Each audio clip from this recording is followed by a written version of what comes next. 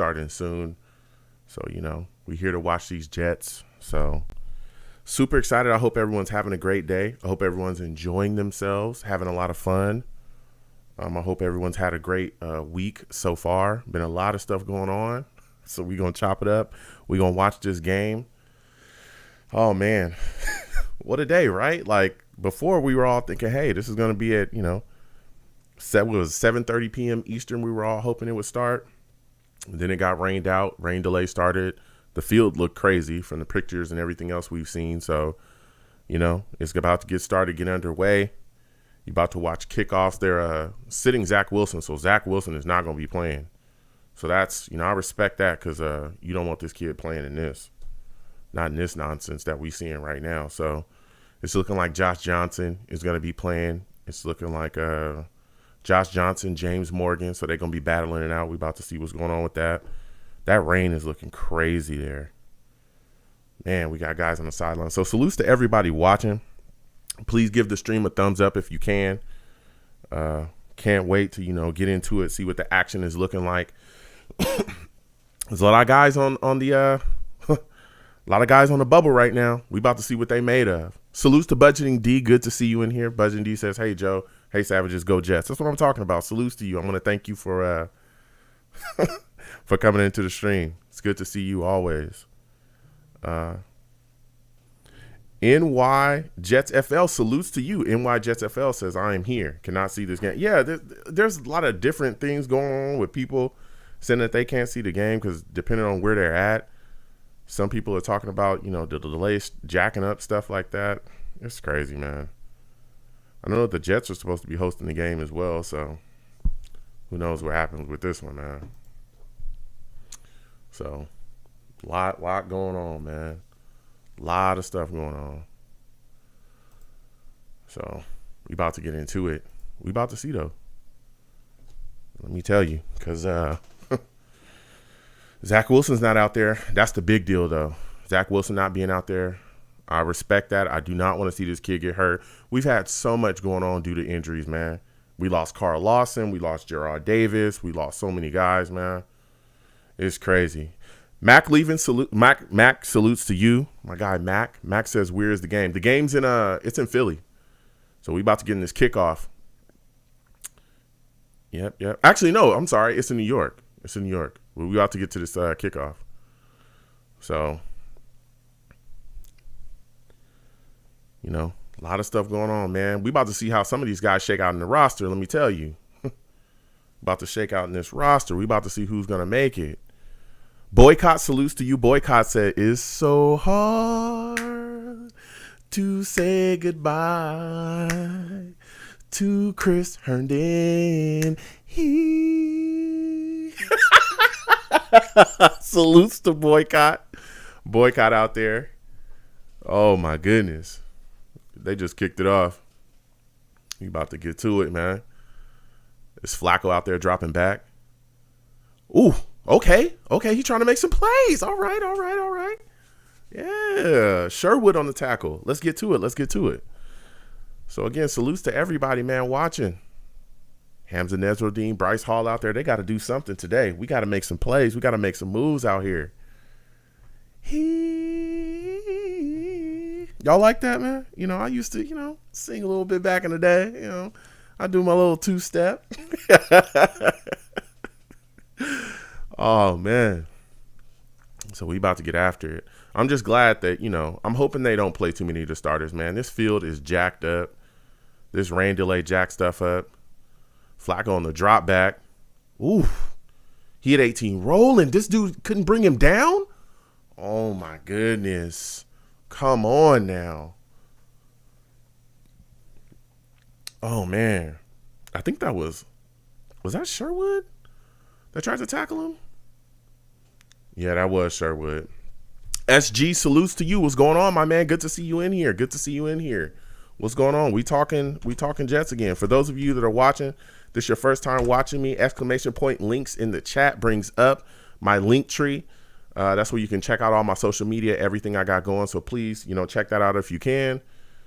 Please subscribe to the stream as well. If you have not subscribed, turn on your notifications. Also give the stream a thumbs up as well. You know what I'm saying? It's greatly appreciated. Share the stream if you can as well. All your friends and family. Jacob Ross says, what's good? What's good, bro? Salutes to you, Jacob. Good to see you in here.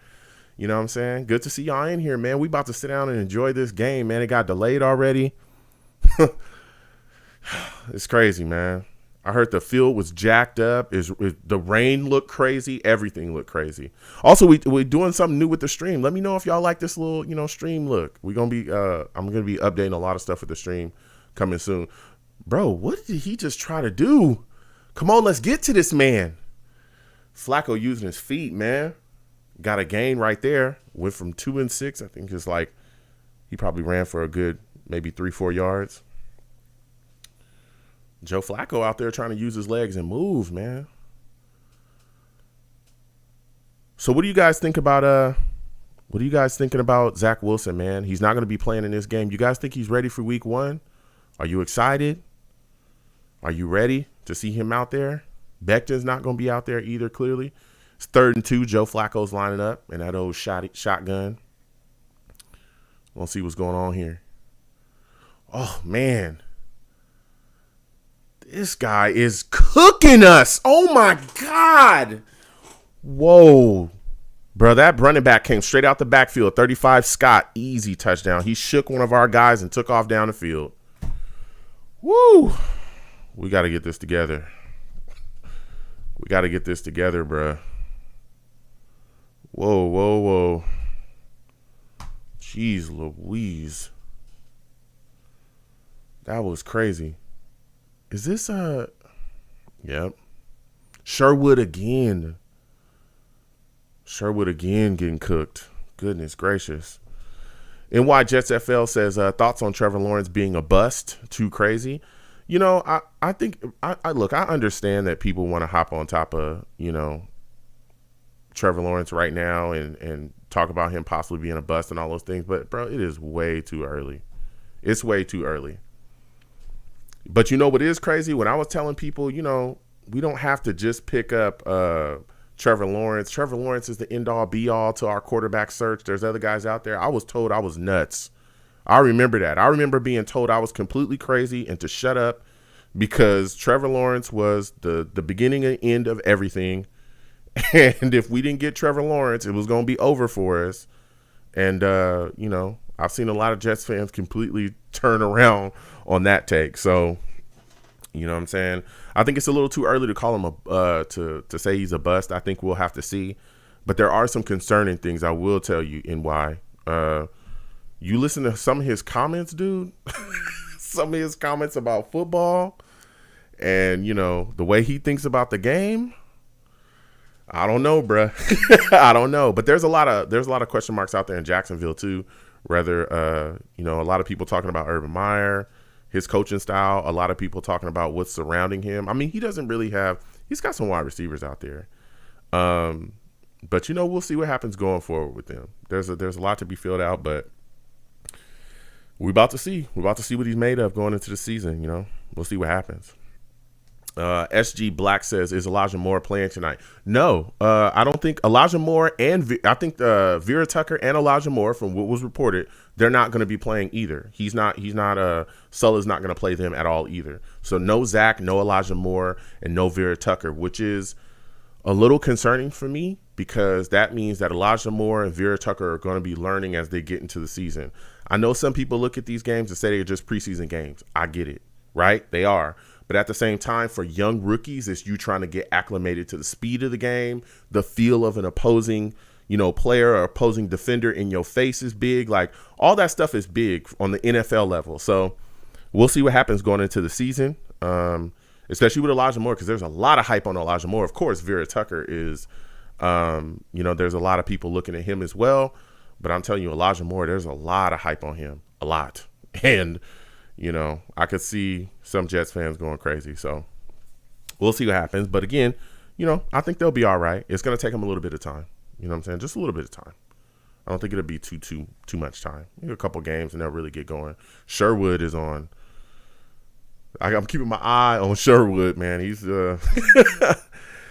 Oh, let me get back to this chat. NY Jets FL says, I hated the talk of the generational QB. Oh, yeah. NY, it was crazy. Dude, if you said anything against Trevor Lawrence at all, when I was talking about Justin Fields and I was saying, yo, I love this kid, and then he came out and smoked him in that bowl game, and I was like, bruh, Justin Fields is that guy. Like, he's the man. Why are we not talking about Justin Fields possibly being a Jet? I was told to shut up. I was told to mind my business. Braxton Berrios coming out the end zone. Got to the 30. Okay. Bro, Braxton Berrios, this could be a game, especially for this guy that puts him on the roster for sure. Because his special teams could really help him out for real.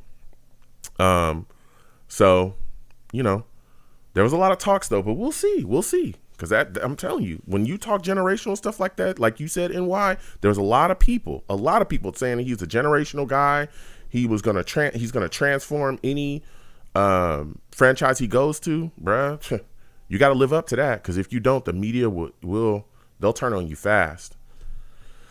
We running the ball hard. Let's go. Okay, Ty Johnson early. That's what I like. That's what I like to see. Yeah, you better be watching Chris Herndon, because if he don't do something, his behind is gone. Era salutes to you. Era says, Trevor had a lot of talent around him. Good luck with the Jaguars. He will be solid. Question is his love for the game. Yep. And he did have a lot of talent around him in Clemson as well. And nobody ever talks about that whatsoever. But when people talk about Justin Fields, they immediately say, oh, he had so much talent around him. He had so much this, he had so much that. But never talks about how much talent that Trevor Lawrence had around him. Josh Johnson. Ooh, Josh Johnson hit the tight end right there. Christopher Cancel says, please don't tell me Zachy got hurt. No, Christopher, Zach's not hurt. He's just not playing. They just got him on the sideline. They're not going to play him because there's rainstorm, the way the field looked. Like, they're just not going to do that. So, Era says, what a terrible stadium. Ooh, Josh Johnson on the rollout. Where's he going? Okay. All right. Hitting Vincent Smith. Era says, a waste of money.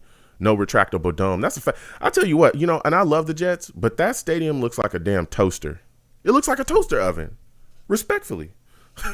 That stadium looks like a toaster oven. MetLife Stadium is terrible, especially for Jets fans. It doesn't even feel like our stadium. And I go there every year. Every year I fly there and I watch the team live, if not twice, sometimes even 3 times a year. I fly in to sit in this toaster that has it doesn't feel like our stadium. It feels like the Giants stadium and we just there.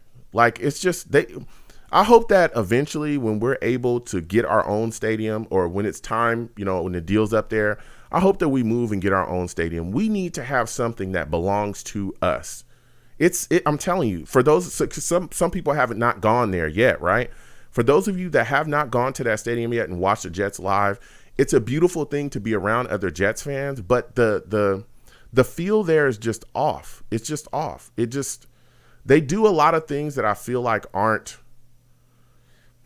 how can I explain this? They do a lot of things at that stadium that are not, they don't belong to us. Like, I remember they had one year they passed out these towels.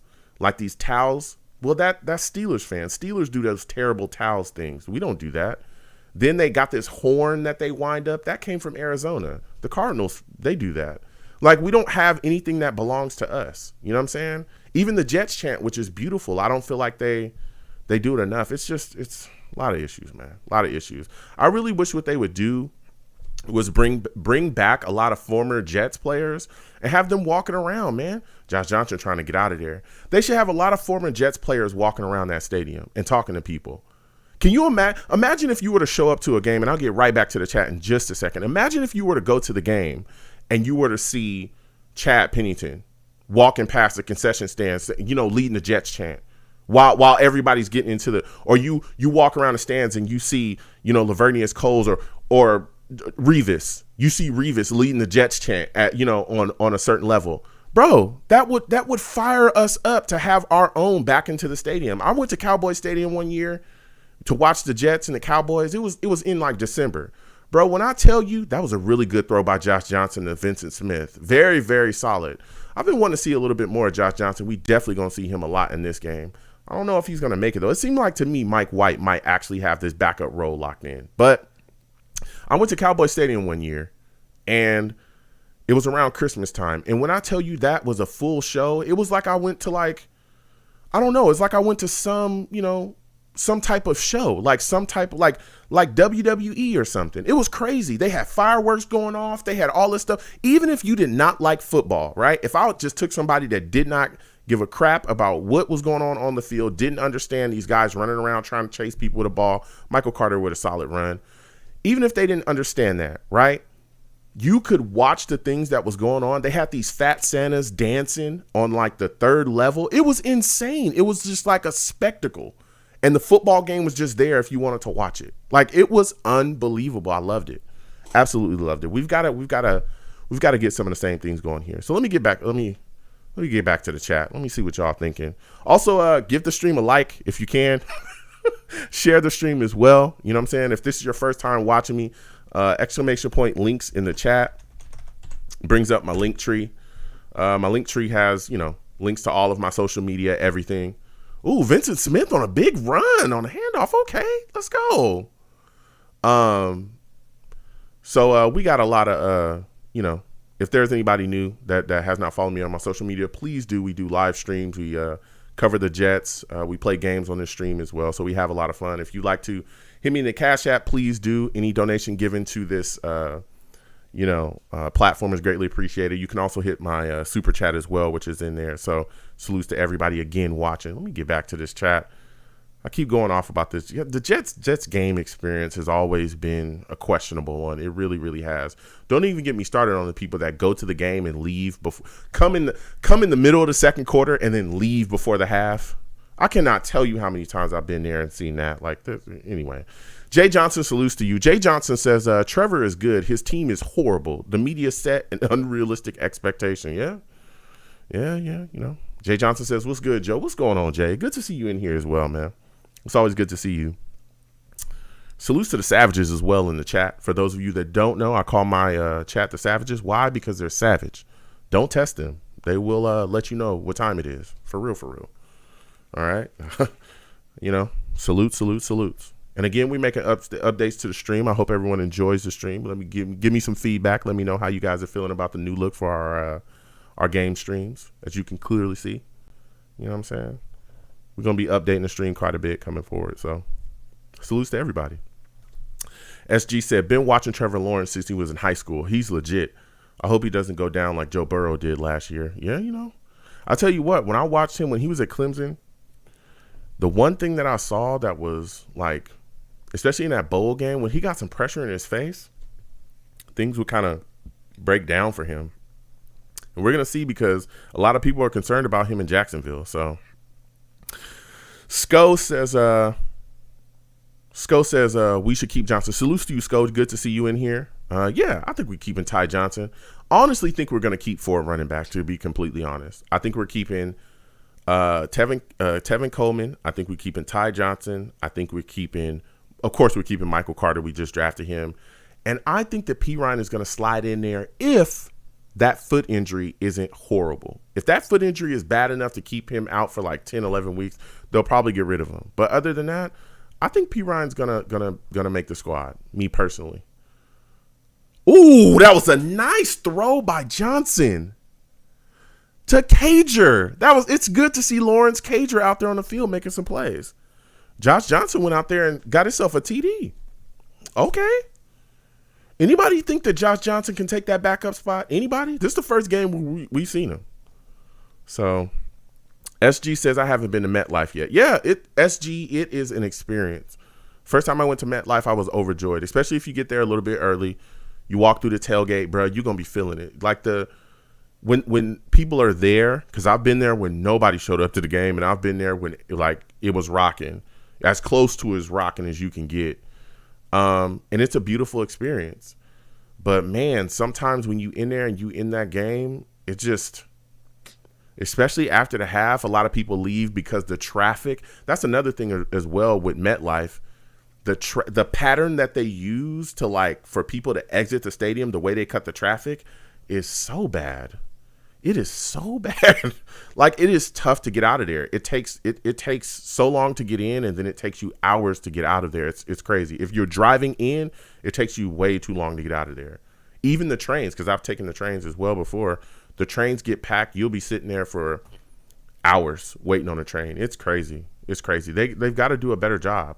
But I'm telling you, everybody loves the team and the love is there. I even talk to other fans that are season ticket holders, and they say the same things. Like, man, I just wish things would be a bit different or a little bit better of an experience for the consumer, for the fan, for the everyday fan. So, Angry Buffalo Sports salutes to you. Angry Buffalo Sports fan says Bills pay the players from the 90s to do that joke. See, why can't we do? Look at the Bills. Okay.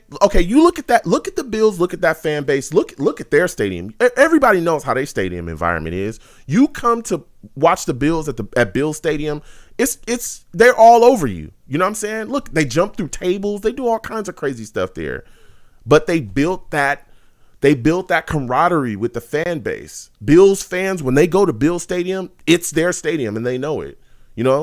Then they let you know it too. They feel like it's their home. I just feel like Jets fans don't feel like MetLife really belongs to them. NY says Buffalo is where the Jets want to be. Tim's Collectibles salutes to you. Good to see you in here as well. Tim's Collectibles says holla holla, my man. What's going on with you? SG says what games is everybody going to this year? Yeah, there's a lot of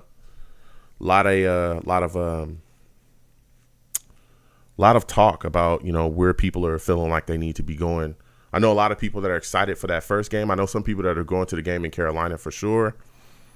I know a lot of people that are waiting for that Patriots game. They want to go there. There's a lot of games that people are going to be, trying to jump into. So, yeah, man, we'll see what happens. Man. It's going to be an interesting season. Let me tell you. Interesting season. A lot of things going on. The regular season debut for some of the players that we have are going to be, their Jets debuts, period. So, we'll see what Vera Tucker, Elijah Moore, all of our guys have. We'll see what happens, man. So, man, I really wish that Carl Lawson hadn't went down, man. Oh, but we're gonna have to have guys step up, man. We're gonna have guys step up. I can't wait. 7-7, Philly and Jets, games tied. Okay, we got a kickoff. Oh, okay, they brought him down. Tim Collectible says it's blacked out for me on Sling, so this is my commentary. Salutes to you, Tim. We about to get to it. Jacob Ross says, I asked you this question of what are you keeping? If I only keep 3 players on this team and the rest get cut, who am I keeping? I'm keeping Zach. Oh, well, it's actually, to me, in my mind, it's I'm keeping Zach Wilson. I'm keeping Zach Wilson. I'm keeping Mekhi Becton. And I'm keeping, that looks like a fumble. Oh, we couldn't get on it. I'm keeping Zach Wilson. I'm keeping Mekhi Becton, and I'm keeping Lawson. That's what I'm keeping. Mekhi Becton, Lawson, and Zach Wilson. That's who I would keep. Christopher, salutes to you as well, Ross. Christopher Cancel says, what do you think about having a stadium at Belmont or Queens? I've heard a lot of talk about Queens. I remember we were supposed to have a stadium in Manhattan, and it didn't work out. Eagles got back on that fumble, man. We should have got that. Okay. That was a good, oh my God, such a bonehead play.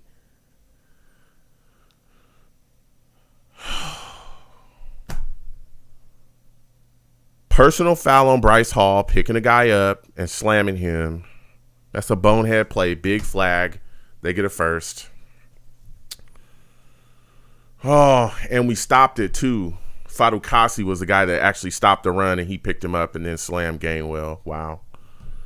Jacob Ross says also, how many QBs do you think will stay on the roster? I think we'll probably get 2. 3 might. Maybe 3, but I think 2 at the least. They'll probably carry 2, to be completely honest. I would think that they would carry 3, but just the fact that we hadn't seen Josh Johnson until now, that's the only thing that I'm like, what's going on with that? But they might carry 3. They might. I could see Josh Johnson. Mike White, in my opinion, seems like he's going to be the backup guy. It seems like Morgan is the odd man out because even in this game, he didn't start. So when are we going to see, like, like we haven't seen enough of James Morgan unless Joe Douglas is just sold on him and just like, I'm good. Like, I don't know. Shaq salutes. Shaq says, Joe, good to see you in here. Good to see you in here, my man. Bro, Flacco is using his feet and moving. Ooh, that look like helmets. Man. Boycott says, I steadily see Cager making plays and practice clips online. Yeah. That wide, you know, I'll tell you what, man, that wide receiver situation is real tough. That wide receiver situation is very, very tough because there's a lot of competition there. A lot of competition. So I don't know if Cager's, I don't know if Cager's going to be able to make it here. Because, I mean, of course, you got guys that I feel like are locks, right? Corey Davis, Jamison Crowder, Keelan Cole, Elijah Moore, Mims. After that, you got 2 more spots. We haven't seen Cager as much as we've seen guys like Barrios. We've seen guys like Vincent Smith, obviously has been making plays. So, you know, we'll see. We'll see what happens with Cager going forward. But he's a guy that's big and athletic, you know what I'm saying? So, we'll see.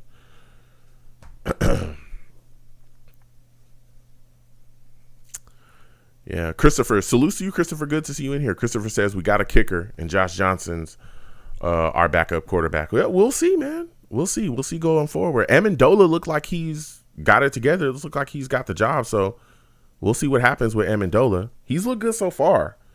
I'll tell you what. We got rid of Ficken. Then we got rid of Chris Nagar. Then he comes in and Amendola hits. I think he hit from 56. 40 something and then 35 or 36 in the last game. So he looks like money.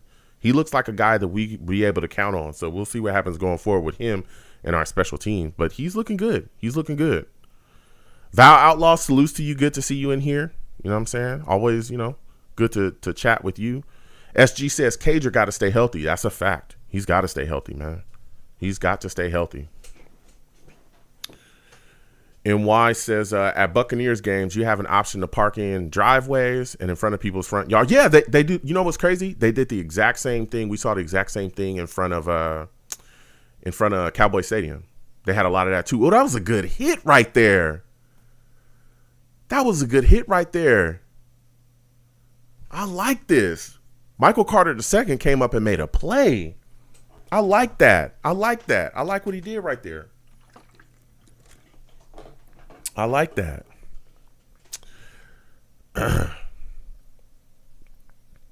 Jay Johnson says 1 to 10. Oh, Jay Johnson says 1 to 10. What's your faith in Zach Wilson? I'm going to give him a 4.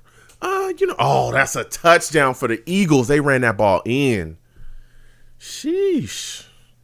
13-7. 13-7 Eagles. They're running the ball tough, man. Right now, I'll say my faith in Zach Wilson is probably about, I don't know. I feel like he's been very, very impressive. I would say like a 6 or a 7. He's been very impressive. Of course, this is the preseason. That's why I've tapered my expectations. I'm not my expectations. I'm not expecting him to be like Aaron Rodgers or nothing like that. But he's looked very good and very smart. He really, really has, Jay. And again, everybody knows I wasn't a big Zach Wilson guy, but he's looked like a very smart, apt QB. And he's learned, he makes mistakes, he learns from them. I remember when people were all over him when he wasn't, when he was chancing things in practice and throwing interceptions here and there. 14-17, Eagles are up right now. For those of you that are watching, 14-17, Eagles are up. But he's bounced back and he's made a lot of plays, especially, when the lights are on and he's on the field against opposing teams, he takes care of the ball. So salutes. Shaq says, Joe, I think we're slowly coming back to being competitive. That's saying a lot coming from me. Not this year, but probably within a year or two. Yeah. I can see that. I can see that within a year or two, us being really, really solid. We got to draft, continue to draft well. And again, I think a lot of people, and we've been down for a long time, but it was going to take some time, or it's going to take some time for us to become a better football team. It's just not going to happen overnight. It's just not. Like, McCagnon, this is why I told people early about that guy, and we should have fired him in his second year. And I was talking to people about this. We should have got rid of him we should have got, year 2 or year 3, we should have fired him. We should have got rid of him because the things that he was doing in the draft and what I told people, the mistakes we make today, we'll be paying for it tomorrow. And that's exactly what we've done. So to dig us out of our hole I know it's been painful, but we'll probably be ready in about a year or two. You got to continue to get solid drafts in here. I know some people want us to go O-line again in this upcoming draft. That right guard position, we'll see how that holds up. But yeah, definitely addressing our defense. I think, pass rusher is in order next year. We might double dip. We've got picks. We've got so many options. So yeah, we're about a year, 2 years away, depending on what we do in the draft and, the upcoming free agency, But salutes to you, Shaq. It's always good to see you in here, man. Always good to talk to you. You know what I'm saying? Next time we have a show, man, call in. I love talking to you about this team. So Boycott says, I'd keep Corey, Elijah, Crowder, Cole, Mims, and Cager for his potential. Yeah. I mean, I can see that. But the thing is, here's the thing, Boycott, is I understand Cager for his potential, but how do you boot a guy like Braxton Berrios that's a returner? He's not the greatest wide receiver in the world, but he can return. And he can give you, a little bit here and there. I mean, it's tough, man. It's tough. But I see what you're going there. Cager definitely has a lot of potential. We've been talking about Cager for a minute. Val says we got to stop the run. Yeah, man, we struggled to stop the run against the Packers too. Struggled to stop the run there as well. Jay Johnson says the kid is looking good. I wasn't on the Zach train, but we'll see when the opposing team is going 100%. Hopefully he can maintain his composure. I want to say 6 or 7, but my Jets PTSD won't let me. I don't trust nothing, fam. Yeah, Jay, I understand. I understand, man. Some people just be like, man, I can't do this. I can't believe. I don't want to trust. You just gotta, you gotta go with it, man. Just trust it, man. Just trust it. Don't worry. Just trust it. Everything's gonna be all right, man. Everything's gonna be all right. As long as we keep him protected, I think he'll be able to make some plays this upcoming season. Let me know if my audio is good, if everything is good, folks. If y'all can hear me well. Like I said, we're upgrading a lot of stuff with the stream. A lot of things, moving and shaking. Let me know how you feel about the live game screens. How y'all feeling about that? So, SG says, for real. Val says we'll be back in the playoffs in a year or two if everything goes well. Yeah, if everything is, if the draft pans, if we're able to handle things, I can see us really putting things together. Josh Johnson with the handoff. Oh, Michael Carter running pretty hard right there, bro. That's a guy I can't wait to see more of this upcoming season. Cannot wait to see more of Michael Carter this upcoming season. I really feel like he's going to be a big part of our running game. A big part of our running game, man. Especially in the passing game, too. He's going to be able to come out and really put some things together. So, let me get back to this. Shaq says the scheme helps Zach as well, and he looks comfortable out there. I know it's the backups he was going against, but he looks confident. Yeah, and he looks decisive. That was one of the things I really wanted to see him do when he came out. Be decisive with the football. Don't hold on to the football too long and get rid of it. End of the first quarter, scores 14-7, 14-7. The Eagles are leading 14-7. The first quarter has just ended. So we about to get to it, man. But yeah, like I said, Zach has looked good, man. He's really looked good. Max says Cager was my undrafted free agent to watch last year, but it's tough. We're going to cut some decent receivers. Yes, we are. This wide receiver, our wide receiver depth here is crazy. This is one of the better wide receiver groups I've seen with the New York Jets, in a couple years. It's so stacked with talent. Again, you got Corey Davis, Crowder, Keelan Cole, Elijah Moore, Mims. And then you got Berrios, Vincent Smith, the other Smith, Then you got Cager, you got Montgomery. There's so many guys, man. So many guys. I think it's tough. It really depends on how many wide receivers we keep. A lot of people are assuming that we keep 7. Maybe we just keep 6, you know? And then to me, again, Davis, Crowder, Keelan Cole, Moore, Mims. You got one more spot. To me, in my brain, I think that would belong to Berrios because Berrios is the guy that is a returner. Special teams often will get you a position on the team.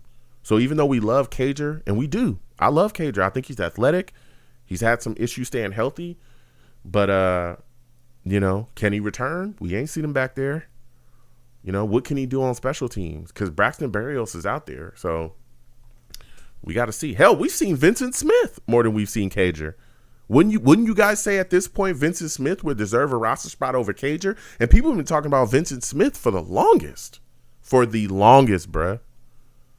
So we'll see. But I respect it. Like I said, I think Cager's a good player. But, man, let me tell you, that's going to be tough. That's really going to be tough, figuring out who's going to be making that wide receiver spot. Because, again, if it's 6, then you got a battle between Braxton Berrios and Vincent Smith. You know, where do you feel more comfortable going? Do you give Berrios the spot because he's a kick returner, he can give you a little bit as a wide receiver?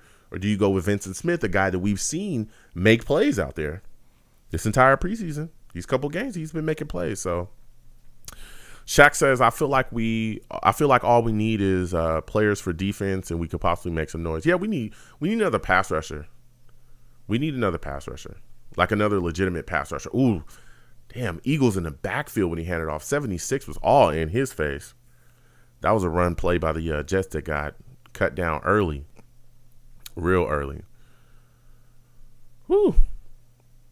NY said ground and pound. Yeah, we're going to be running the ball a lot. I told people that the second we got, Sulla, and then he brought in LaFleur, and they were talking about, yeah, we about to run that Shanahan scheme. I was like, oh, I'm about to let y'all know we about to run the ball, dog.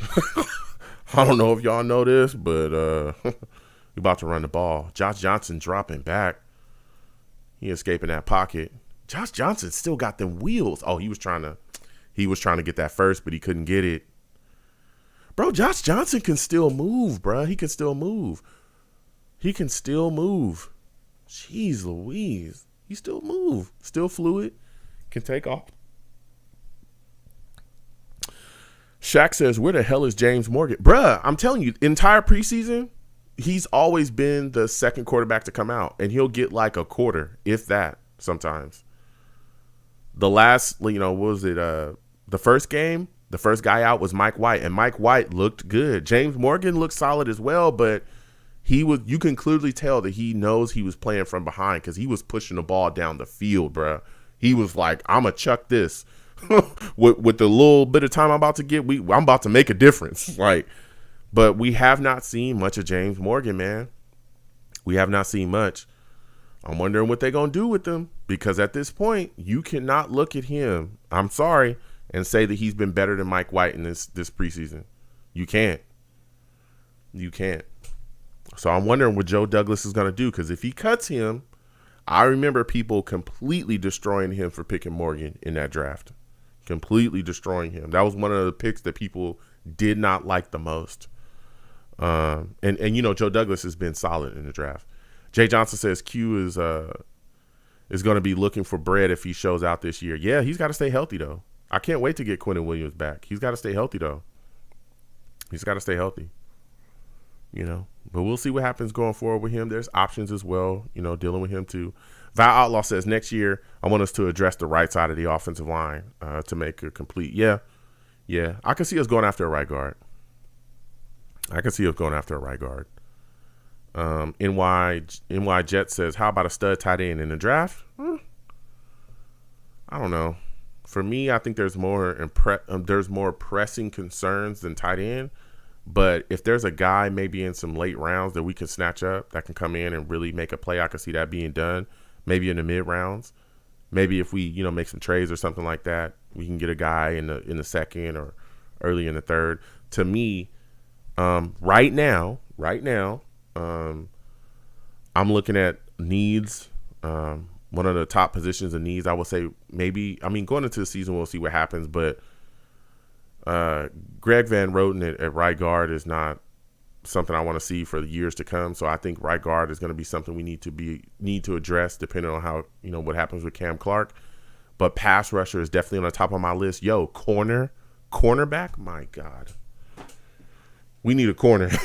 We need, we'll see what Bryce Hall does this year. We might need 2 corners. So we'll see. But yeah, there's definitely some needs on this team. Tim's Collectibles says, have we still never beaten Philly in preseason? I don't know. I don't know, man. I just want everybody to get out this game healthy. That's all I care about. I am tired of seeing Jets next to injury. There's been a Jets injury here. I'm so tired of that. I just want us to get out this game healthy. That's all I want. Shaq says, why is Chris Herndon still on the roster? I don't know. You tell me. You tell me, bruh. Because I think this is it for him. I think this is the end, all due respect. But it's time for that man to knock on his door. Because I can't see it this year. With Croft, depending on what happens with Griffin still got that hamstring injury. But if he's all right, dude, Croft, Griffin, Wesco, Yeboah might be a guy we stash on the practice squad. I can't see him, being here again. I just cannot see him being here. Croft has made far too many plays. Joe Flacco on the drop back. Dang, he got so lucky. Bro, when I tell you 84, Ward Jr. was wide open and dropped the ball, he was wide open and dropped the ball. Woo. He took his eyes straight off of that and started looking at Eccles because Eccles was coming downfield. Whew, man. NY says, I'm thinking a game changer like Travis Kelce. Well, we got to see who's out there. Depending on who's out there on the market, how much we got. But I'm telling you, a game-changing pass rusher would, or even, a lockdown corner would benefit us so much more than the tight end. So much more. So much more. We need that, man. That's one of the biggest question marks on our defense right now. Oh, that's a big sack. Okay. Let's go. We sent a little bit of pressure. JT Hassel, again. This guy is making plays, bruh. This guy making plays. That's all I'm going to say. He be making plays. Boycott says Vincent Smith has pretty much realized his potential. Cager is a productive unknown. Yep. Val Outlaw says they're running the ball a little bit too much. Val, I'm telling you, bruh, people was not listening to me. I'm on the West Coast. I watch the Niners. I'm forced. Okay. Listen, we're going to run the ball. Y'all not going to like it, but I'm telling you, there's going to be times this year where we're going to be running the ball and y'all going to be like, what the hell is going on? Okay. Brought him down. All right. Third and 17 is 4th down. It's looking like the Jets are, looking like the Eagles are going to punt to the Jets. Eagles still up 14-7. 4th down. I think it's 12 minutes left in the second quarter. And the Eagles about to punt. Shaq says them DBs is pretty sus. They are, man. Our DBs, our corners are so questionable. Goodness gracious, man. I mean, Bless Austin is terrible. He is so bad. He's so bad. And Hall, we'll see what we get out of him this year, but he's made some bonehead plays as well this offseason or this preseason that has not, inspired me. So we're going to see what happens. And there's big time question marks, with the rest of them. Michael Carter has looked good. He's made a play in this game. He made a play in a couple other games as well where we were excited. But, man, that cornerback situation, sheesh Louise, could really be revamped. We really need some help there. And I don't want to go after another free agent corner because that's one of the things, man. Free agent corners, man, are so scary because they have they have this kind of propensity to bust. And when they get to you, you give them, however much money, and then, you know, you pay them top dollar and they just never pan out. You look at guys like Tremaine Johnson, you know, look what that did to us. You know, corners have a propensity to bust out, especially when you're bringing them into new schemes and new situations. So I really would like to draft a young guy and have him on the squad. So salutes to everybody watching. If this is your first time watching me, ! Links in the chat brings up my link tree that has the links to all of my social media platforms, all of my YouTube pages. Please go there, follow me across all my YouTube, or follow me across all my social media platforms. Talk to me because I talk back. Also in there as well, like I said, is my YouTube pages. Please go down there, subscribe to all my YouTube pages, turn on your notifications so when I post content, you folks will be in the know. Also, if you're watching the stream, please give the stream a thumbs up, man. It helps, you know, share the stream. We have a lot of fun here. For those of all of my new viewers, we have a lot of fun. We watch games together like we're doing right now, you know, all throughout the season. I also host a live radio show as well on this channel at times. I think the next radio show we're going to do is probably going to be this upcoming Friday.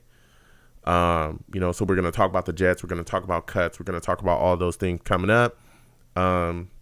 And we also game on this channel as well. We play video games as well. We play NBA 2K, Madden, Street Fighter, all kinds of things, you know, scary games, Outlast, Resident Evil. We do it all and we have a lot of fun. So, you know, please subscribe if you have not subscribed and join the Savages. You know what I'm saying? I call my chat the Savages because they're savage. They will get after you. So salutes to everybody watching, no matter where you're watching me from.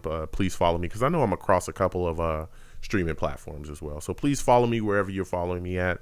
And like I said, follow me on social media. Hit your boy up. Talk to me. You know what I'm saying? I'll talk to everybody. Even if it's not about football. I don't, you know, people hit me up and talk to me about life. I say, hey, let's go. You know, give me your perspective. What's going on with you? Salutes. So NY says, Joe, yes, pass rusher is an immediate need. I'm just thinking we need to upgrade our tight end eventually. No, absolutely, NY. I hear you. I feel you. I understand that. I definitely think that, you know, we could use a tight end. That's why I think a lot of people have been holding on to Chris Herndon for so long.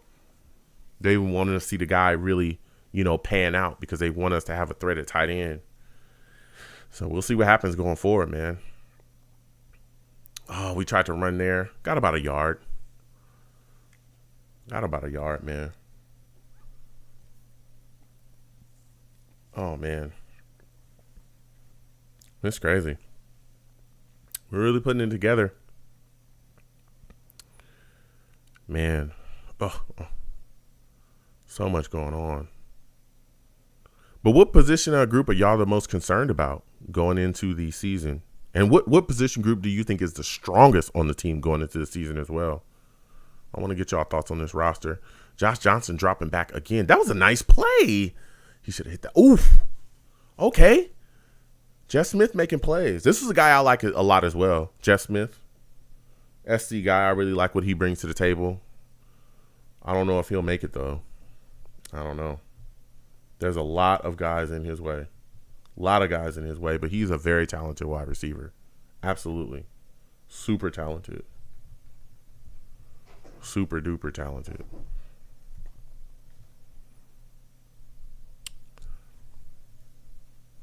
Josh Johnson handing off again, running the ball hard. Ty Johnson. Man, Ty Johnson's going to be something else in this scheme. We utilize him correctly. Whoo, let me tell you. We're going to have something else. Shaq says our tight ends definitely need an upgrade. Yeah, they could. We could. Hopefully we grab a guy, like I said, in those mid rounds. There could be some guys that can really come here and be effective for us. So we'll see what happens going forward. Again, the Philadelphia Eagles are up 14-7, 14-7.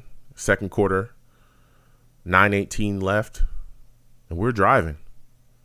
2nd and 6 at this point. Carter runs a couple yards. It's looking like we're just short of the first down. It's looking like 3rd and 1. 3rd and 1 after a solid Carter run. Val Outlaw says Adam Gase is one of the Val Outlaw says Adam Gase is one of the bosses in Resident Evil. His favorite move is the screenplay. That's his signature. Bruh, I've never seen somebody. I don't understand how you even have that many screenplay calls. I just don't understand. It's just like his entire game plan. His entire playbook was nothing but screens. Could we get it? Okay, he got it. First down. Jets get the first down.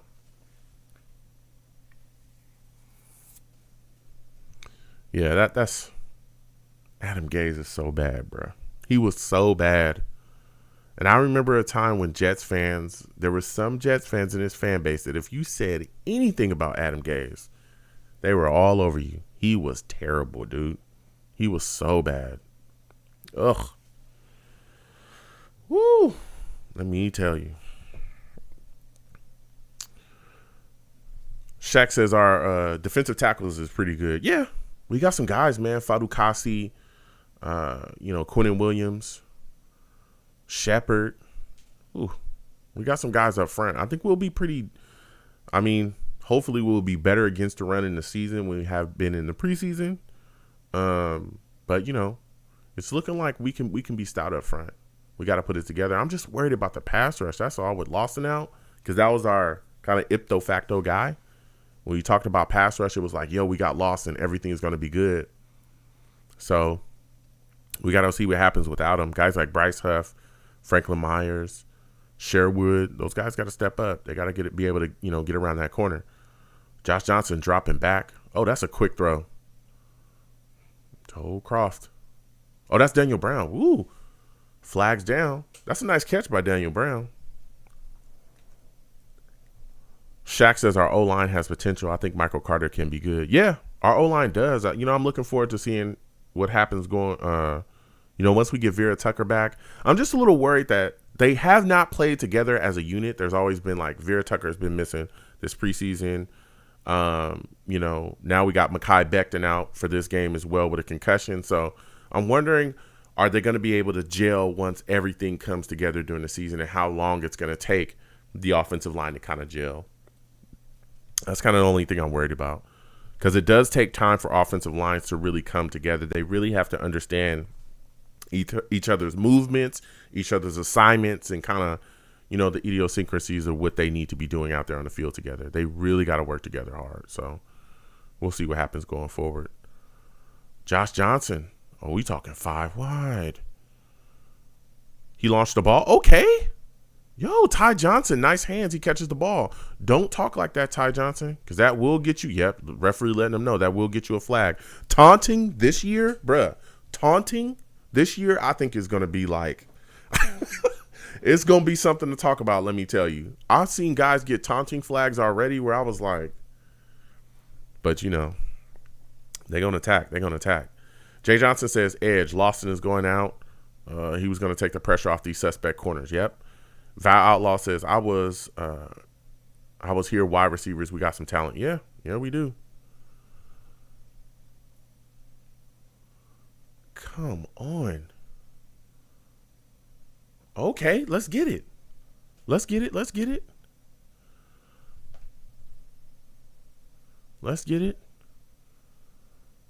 Yeah, Shaq says our wide receivers are pretty solid. Yeah, they look good. Our wide receiver core is something to, something we can kind of hang our hats on. I'm looking forward to that. We'll see what happens during this season. But Corey Davis, I feel like a lot of people were not talking about Corey Davis. I talked to some people that said that they thought Elijah Moore was better than Corey Davis. And I was like, dude, listen, Elijah Moore, love what he brings to the table. I'm excited about the potential. But, man, Corey Davis is something else. Let's not, Elijah Moore is a rookie. He's still going to be learning things. Let's let him learn. Let's not say that he's better than a guy that we've seen go out there week in and week out in front of NFL teams and really be able to put on. I love Elijah Moore, though. Love what he brings to the table. And maybe down the line he will be. But right now, I think Corey Davis is the best wide receiver on the Jets. And I've said this multiple times. And we saw in that Packers game that once I think once things are going to be breaking down, I think the Corey Davis is going to be Zach's kind of go-to guy. I'm telling you, big body guy. He can run routes. He can shield the ball.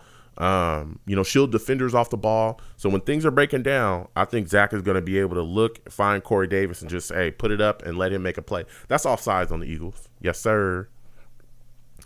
Shaq says our pass rush is trash right now. Yeah, we'll see what happens going into the season, man. Like I said, Franklin Myers, Huff, and I think we going to be blitzing, bro. A lot of people don't want to talk about that, and I don't know why. Anytime you bring up a blitz, people act like you're crazy. You know what I'm saying? Like, bro, Rex was blitzing all day. We didn't even have a pass rusher, and we was getting the guys and getting sacks. You know, our lead pass rusher goes down. Yes, we have other guys. They're solid, but they're not like him. You know, we've got to be able to get pressure on quarterbacks. And as great as, you know, we think Quentin Williams is and Fadu Kasi and all those guys are not pass rushers. They may get some sacks from pushing the pocket, but they're not guys that are going to, like, you know, come out and get you 10, 12, 13 sacks. That's not happening. So we have to be able to generate some type of rush. We have to. And if we not getting to the quarterback this year, if we are not getting to the quarterback, we're going to have long days because these corners that we have are suspect, very suspect. That's a nice run. That's a nice run. That's a nice run by 36 right there.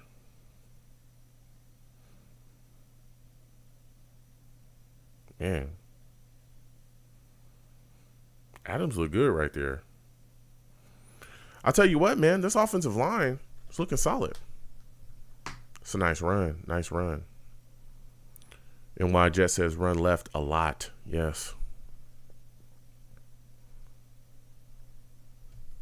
Val says our wide receiver core, I feel like, is the strongest on the team. It got a lot better, especially from a year ago. Yeah.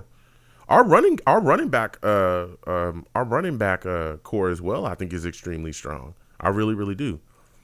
Tevin Coleman, especially, you know, he's a veteran guy. He's not, you know, necessarily like a game breaker, but he's a guy that understands the scheme and still runs very smart. We saw that from him. Oh, Josh.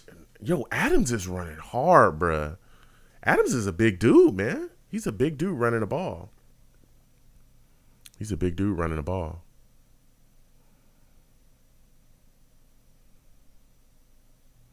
Man.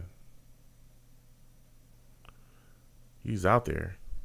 Shaq says, how is Morgan Moses not starting? He is. He's out there right now. I think he was out there. He's out there right now at right tackle. I think he's been starting all preseason from what I've seen. I don't think he's missed any games.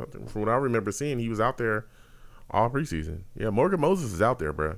I just seen him. He's been out there since the start of the game. Yep. You know, he out there beasting. He's out there, and I think Fant is at left tackle.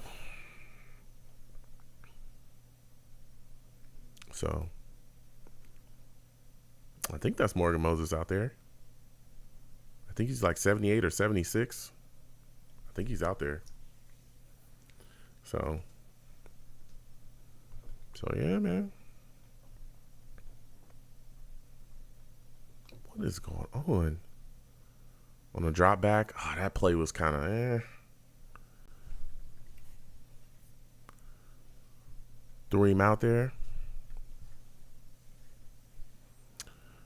Shaq says, oh, okay, I was looking at the depth chart. Yeah. Oh, yeah. Yeah, I just seen him out there. I think he's like 78 or 76. Or I think he's 78 because Fant, I just seen Fant. Fant is 76. I think his number was 76 at one point, but Fant is 76. I think he's 78. I just seen him. He's been out there though, so he out there playing. Yeah, they got Fant at left tackle. That was one of the things I was looking at too when people, when Mekhi went down. I was like, oh, this is not good. You definitely don't want him missing any time, but. You got George Fant out there who could be a swing tackle. He can help out, and he's out there playing left tackle right now. He's all right. He's not a guy that you want as a starter. He's not a guy you want to depend on as a starter, but, he's okay. As a backup guy that's going to come in, facilitate his role or fill his role, facilitate that help, at tight end. I don't have no issues with that. I respect that. But he is not a guy that I want starting. No, sir. No. I do not want him starting at all. Oh, yeah, man. It's going to be a season, bro. It's going to be quite a season, bro. It's going to be something else. It's going to be something else. Man. Out there fighting, bro. We about to see what this team's got. A lot of things going on. Have y'all seen that everybody's talking about the Spider-Man trailer. How are y'all feeling about that? I haven't seen it yet. I have not seen it yet. But how are y'all feeling about it if you have seen it? And do you guys like Marvel movies? I'm going to tell y'all a secret in a little bit. Because I love Marvel, but I'm going to let y'all know in a second. Jay Johnson says, I can't wait to see them open up this playbook. Yeah, man. You know, I'm right there with you. And again, you know, it's preseason, and I understand some other fans would be like, you know, but I want to see, I can't wait to see them kind of push things down the field a little bit. I was hoping to see a little bit of that in the preseason, a little bit more than what we got. But, you know, I can't wait to see, you know, Zach really just pushing the ball down the field. You know, really chucking the ball and our receivers just attacking the situations. You know what I'm saying? Man, I can't wait. Oh, Corey Davis. Man, he is going to have a monster season this season, bro. I think he'll have a big season. I think this is the season he's going to break 1,000 yards because I think he'll have the targets. I think Crowder's going to be solid too. I know a lot of people that have soured on or were soured on Denzel Mims, but it's looking like, bro, like everybody's kind of sobered up and recognized that he's going to be a solid part of the offense as well. So we'll see what happens going forward, man. We back at it. 2 minutes left in the second. Eagles are up 14-7. Man. Everybody up in there having a good time, man. Man, I cannot wait till we get our own stadium, dude. I can't wait. I cannot wait, bruh. Come on. Man. That's the only thing we need, bro. We need that experience, that in-game, that game experience, that live game experience. If that's bettered at MetLife, it'll just keep Jets fans coming back. That's the only thing I can't stand it. Josh Johnson handing off. That was shut down early by the Eagles defense. They was in the backfield. 75 was all over Carter. Busted that down. Jackson. Sheesh Louise. Can we please stop this? How did he get in? Oh, Fant missed him. Sheesh Louise, man. He ran straight into Carter. He sniffed that out like it was nothing. Sniffed it out so easily. All right. I think this is old Amendola. Yep, Amendola lining up. Oh, he had a 54-yarder. We about to see what time it is. Amendola lining up. This is another position that a lot of people are not talking about. A lot of Jets fans not talking about. And I've been bringing it up constantly. This kicker position, we've got to figure it out, bruh. We've got to figure it out. I'm telling you. You see this team, yes, I think we're a little bit underrated. I feel like a lot of people are not talking about our ability and some of the things we can do out there on the field, some of the talent that we have. But I think we're going to be in a lot of close games. And if we cannot depend on our kicker to make those clutch kicks, we're finished. We're going to be finished, baby. We're going to lose games. You know what I'm saying? Brent Boyer on the sidelines, very good special teams coordinator. We've got to figure out this kicker position. Let's see if Amendola can get it done. It's from the 20. He kicked it and hit that thing. Okay, I respect it. That's 3. Jets put 3 on the board. Philly 14, Jets 10. Philadelphia Eagles 14, New York Jets 10. Less than 2 minutes left in the second. Amendola with 3. I'm telling you, Amendola. That boy Amendola. NY Jets says, any chance we have 2,000 yards receivers? I mean, we could. I could see that happening, right? I think Corey Davis, to me, is kind of the guy that I look at and say, hey, he could have 1,000 yards. I know that there were people talking about Mims having 1,000 yards, and then they said that Mims was on the bubble. And now I guess some people are back to saying that Mims is going to have 1,000 yards. I don't know. But Corey Davis is a guy I think will get there. And maybe Mims could get there. I don't know, man. I could see Crowder being close again to, and maybe breaking 1,000 yards, maybe because of the matchups that he'll get in the slot. We've seen him get really close before, and we didn't have any real wide receiver talent on here. I think it's a lot to ask Elijah Moore. I know a lot of people somebody was saying that Elijah Moore was going to get like 1,200 yards or something like that this year. And I was just like, bro, I love Elijah Moore, but I don't think you should really be looking for him to get you 11 to 1,200 yards this year. It's his rookie year. I don't know if he'll be able to even have that, if he'll get that many catches. Not that he won't be effective. I think he's definitely going to be able to put some things together. But I don't think he's going to get that many catches because there's so many guys. And again, no preseason. Coming off that quad injury, he's still going to be working into it. So you got to take all of that into account. But yeah, I think Corey Davis can get 1,000. And maybe Crowder does it.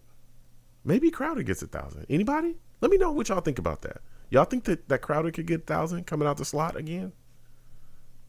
Maybe Crowder or Mims. I can see that.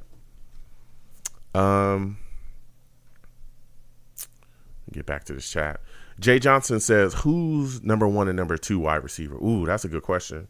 For me, Corey Davis is the number 1. Number 2, I don't know, man. I just got a feeling that it's probably going to end up. I know a lot of people think that Keelan Cole is going to be our number 2, but I think it's going to be Mims. Me personally. I wouldn't be surprised if Keelan Cole got it, but I think Mims is going to be our number 2. Me personally. But I know he's dealing with like a little bit of an injury right now. He should be okay once the season starts. If he's okay, I can see him being our number 2. But give me y'all thoughts on that. Val Outlaw says, when are they going to start to get their when are they going to get their own stadium? I can't wait for that to happen. And hopefully it's a dome this time for the Jets. Yeah, there's a lot of people that talk about us getting a dome, especially because, the weather and all these things. So we'll see what happens. Come on, Sherwood. We need you to get it together, bruh. We need you to get it together. There's some missed tackles. We're going to need you out there playing this year, my man. Gerard Davis is out. We need you to play well. Joe Flacco on the short. Oh, my goodness gracious. Who was that? Smart? All right, Smart.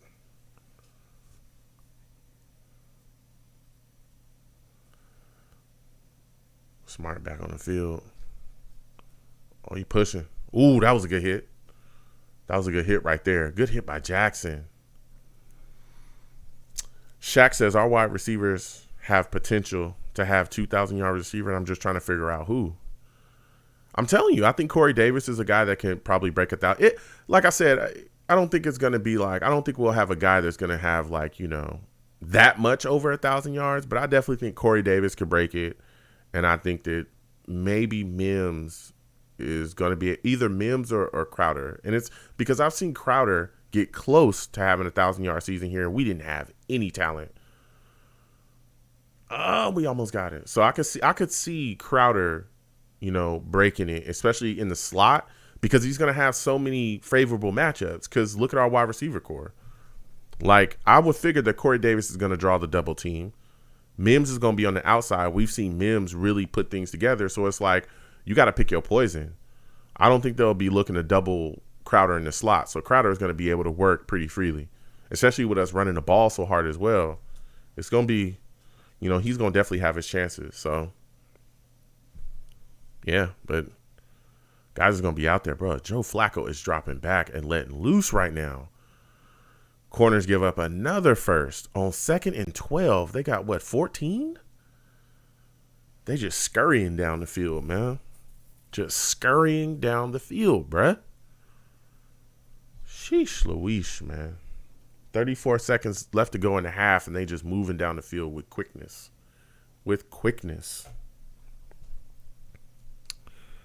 But yeah, we've got to work on getting our own stadium, bro. We've got to work on getting our own stadium. When that time comes, we got to get out of MetLife, bro. That place is a toaster oven. Sheesh Louise, man. Oh, and when it's hot there, oh my God. When it is hot at MetLife, it is like, I don't know what it is. If it's the way that you just cook, bruh. You just completely cook in there. Just completely cook. Sheesh, man. You just get cooked in there, man. I ain't got time for it. They've got to do something. But like Val said, Val, you might be right on that money, man. They need to put a dome with a retractable roof in there. And when it get cold or when it's hot, bro, close that roof. Close that roof, and we ain't got to deal with the nonsense, bro. Come on now. You know what I'm saying? Come on now. They got to get it together, bro. They got to get it together. I'm just hoping that the Johnsons, especially with all this, you know, the positive feel around the New York Jets right now, how much everybody loves what we're doing, how much everybody, you know, even Jets fans are just excited about the future, new coaches, new all of that. Bro, get us a new stadium for the love of goodness, please. Whew. My goodness, man. NY Jets says Tampa in September is no joke. Bro, have you ever been in East Rutherford in September? And bro, the West Coast, it can get hot here. But that heat, and it be kind of humid too out there. You know, Jersey is something else, man. That place is crazy. It's literally like a swamp. It's insane. Shaq says you definitely be cooking in there. Bruh, we cooking in the frying pan, bro. Echols on the sideline with an injury. Sheesh Louise, man. That's the last thing we need is an injury. Oh, he extended it. Goodness gracious, man. Him and Nesruddin colliding.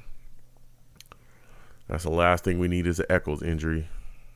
But Shaq, bro, you already know you be cooking in there. It is so damn hot in there. I don't know what it is. It's the way the stadium faces, but when the sun is beaming, it's just hitting everybody. It's just hitting everybody. And it is so hot in there. And when it gets hot, it's like there's no breeze, no nothing. You just sitting getting fried. Just getting cooked. I've been there so many times where I was just getting cooked and just watching the Jet. I'm getting cooked in the seats. The Jets getting cooked on the field. Great. That's wonderful. We both getting cooked. I'm getting cooked in the stands. You getting cooked on the field. What game was that? That was miserable. I went there. I forgot who it was. We got blown out. And I was there. And it was so bad. It was so hot. I'm getting cooked in the stands. And I was watching them get destroyed on the field. What game was that? We got blown. We got destroyed. I can't remember what game it was. I went to MetLife. Bruh, it was so hot in there. It was ridiculous. Ridiculous. J Long salutes to you. J Long says, yes. MetLife is a disaster. Boring, dull, please. A green themed stadium.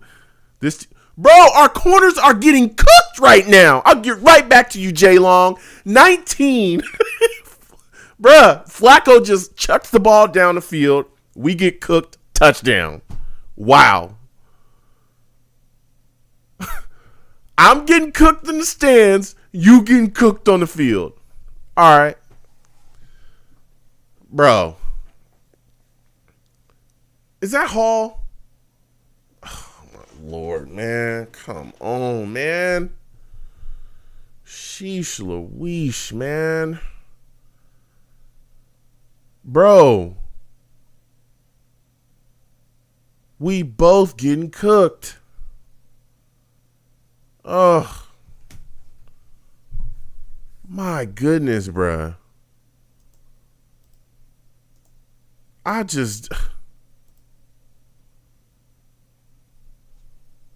He got pushed and then just, Oh. That's Isaiah Dunn. Oh, my God. Come on, Isaiah. And then you get... then Campbell get his... I know it's preseason, but like, come on, bruh. Come on. That was the only thing that they could do. They would have had to kick a field goal. 21-10 Eagles. For those of you that are watching me, 21-10 Eagles. The Eagles just scored a touchdown. What was a 42-yard touchdown? 42-yard reception? Deep down the field, and they hit the extra point. Eagles up 21-10. Jets corners getting roasted. Jets corners getting roasted. Goodness gracious, bro. Isaiah Dunn, come on, bro. What is he? He's the highest paid undrafted free agent corner ever. Come on, bro. What was that? What? Okay, just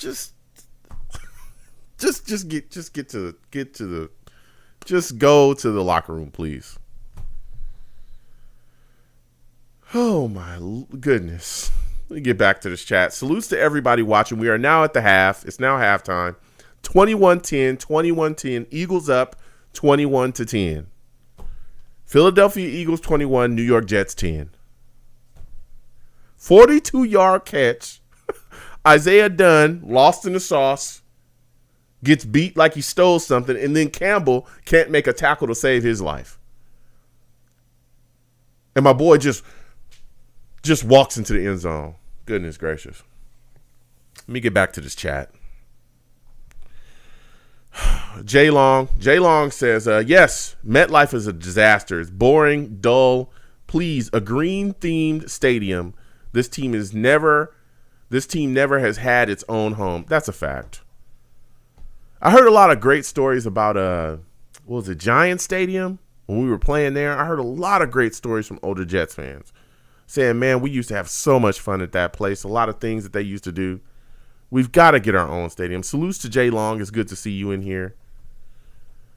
If this is your first time watching me, first off, I want to thank you for watching me. Second off, exclamation point links in the chat. That brings up my link tree. My link tree has the links to all of my social media platforms. Has the links to all of my YouTube pages. Please go there. Subscribe to all my YouTube pages. If you're watching, please subscribe to this YouTube page that you're watching currently, and please turn on your notifications. Also, please give the stream a thumbs up. Really helps. I wish it would help the damn Jets corners, but clearly that's not going to happen.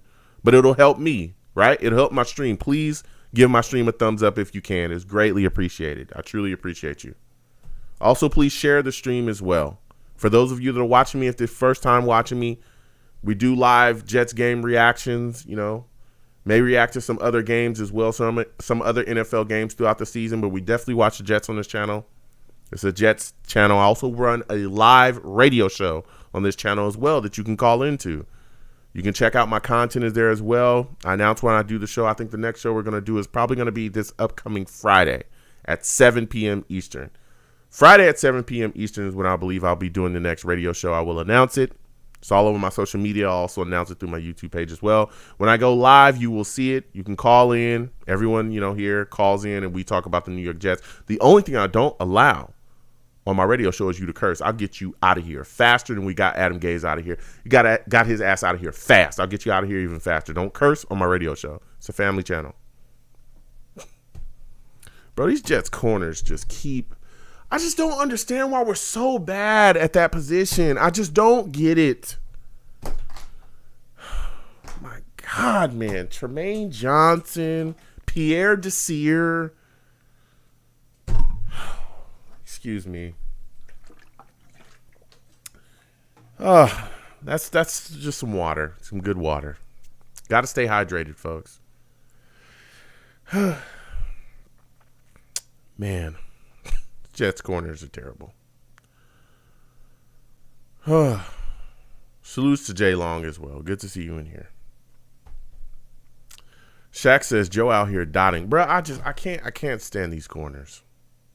I can't stand it. Val Outlaw says exactly. We make it harder on ourselves. Plus, New York missed out on a whole bunch of Super Bowls because the weather is bad around February, and they would have had multiple Super Bowls if they had a dome. That's a lot of people have talked about that as well. Us missing out on Super Bowl opportunities because, nobody wants to freeze to death. Okay, I don't know what it is. What is it about, dude? Listen. I understand that on the East Coast in Jersey it's cold and that's like y'all thing, right? New York, oh yeah, we bundle up. Winter, what do they call it? Bubble goose. I wear bubble goose and, I got my North Face on. I keep a winter coat. Man, listen, I respect that. But a lot of people don't want to deal with that, okay? They don't want to come somewhere that's frozen, okay? We don't want to do that. So a lot of people are like, listen, all right, we're going to go to Miami. We're going to go to San Diego, we're going to run our, Super Bowls in LA or wherever where it's solid weather, and you can have a lot of fun things surrounded. We've got to get a dome. We've got to. I would definitely like to see the Jets get a dome. It'll help our quarterbacks too, because let me tell you something, throwing in New York, especially in that type of weather when it's frigid and cold outside, you got to, it'll make a lot of easier for us. I tell you that. But on top of that, our stadium just sucks. It just sucks. It just sucks. There's nothing in there that just says Jets. I've been there doing Jets games. You just don't feel like it's a Jet game. Nothing. The parking, the structure is terrible. The trying to get in is terrible. Trying to get out is terrible. I go there. I run into a lot of people. I got a lot of friends that have season tickets and all that stuff. Listen, man. I take the train, I'll be in and out. It'd be taking him like 4 hours to get out the parking lot. Oh, man. Sheesh Louise, these Jets corners, I just don't want to see that all season. Just getting cooked left and right. And we play so many teams this year that if we can't get to them and we're depending on these guys on the back end to make plays, we're going to be in a bad situation. Christopher Cancer says, if you had to choose a stadium for the Jets, what location would you take out of my choices? Belmont, Queens, Rochester County. I don't know. I mean, I don't really know. Honestly, I wouldn't choose any of these. I'd put the stadium in Manhattan. That's where I would put the stadium. Where it was supposed. They should have conducted business properly, and we should have built that stadium in Manhattan. That's what we should have did. I'd put that in Manhattan. There's so many great things there. And, bruh, everything would be there. Everything would be there that you would need. It's Manhattan. That's what we need to do. Queens would be another good place, too, because I know there's a ton of Jets fans in Queens. A ton. Most of the Jets fans that I've met have been from Queens. I mean, of course, there's a ton in Jersey, but, dude, as far as the New York area Jets fans that I've met, a lot of them were from Queens. I know some of y'all, are on that side, let me know. What is the deal? Why is, that Jets, why is that green so strong in Queens? Let me know. But a lot of people that I know are from Queens and they are diehard Jets fans just like me.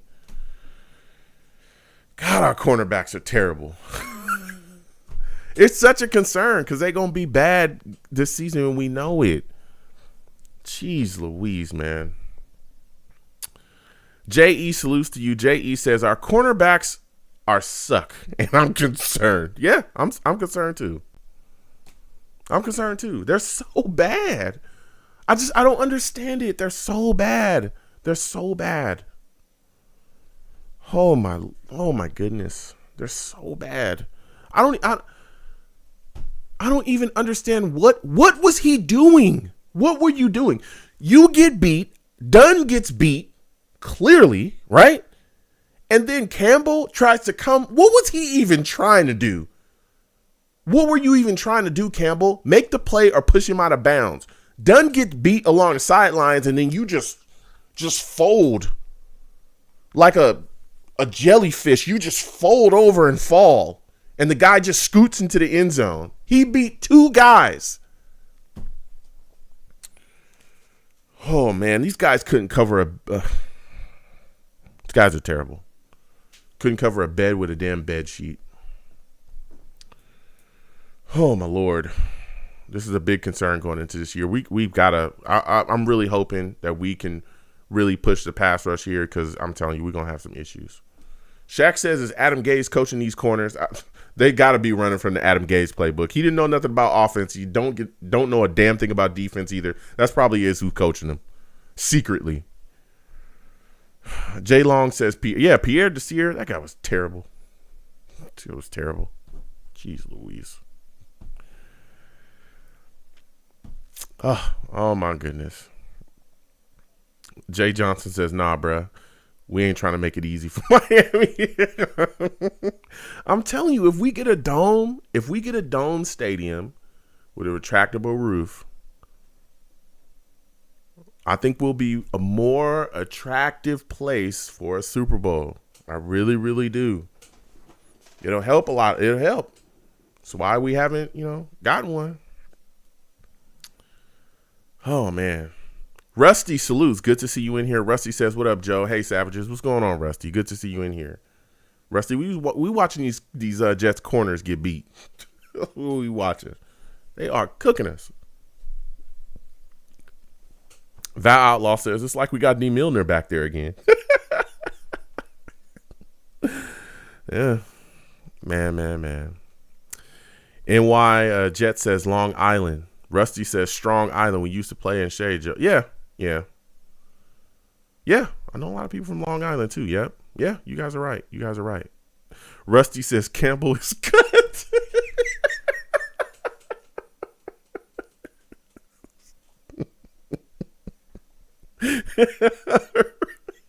Rusty done had enough. Rusty said, "I'm putting my foot down. That bum is cut. Get him out of here." I cannot believe that, bruh. And this is the final game. It's like, bro, you got to make play. You cannot let that happen. And that was the only thing they could do. They had to launch a ball down the field, and y'all still no awareness. Y'all awareness is like a 5. Get out of here. Come on. We got to bounce back from that. Come on, Dunn. Get it together, man. Val Outlaw says we should definitely put a stadium in either Long Island or Manhattan. Yeah. Rusty says, "We have the youngest secondary in NFL history. These are now facts." Christopher Cancel says, "Can you imagine a Jets dome with a see-through glass that opens and closes?" Also, Joe, would you like to name it? Listen, you know what? To be completely honest, I would like it to be named Jet Stadium, because it'll be our stadium. And that is a good idea, Christopher Cancel.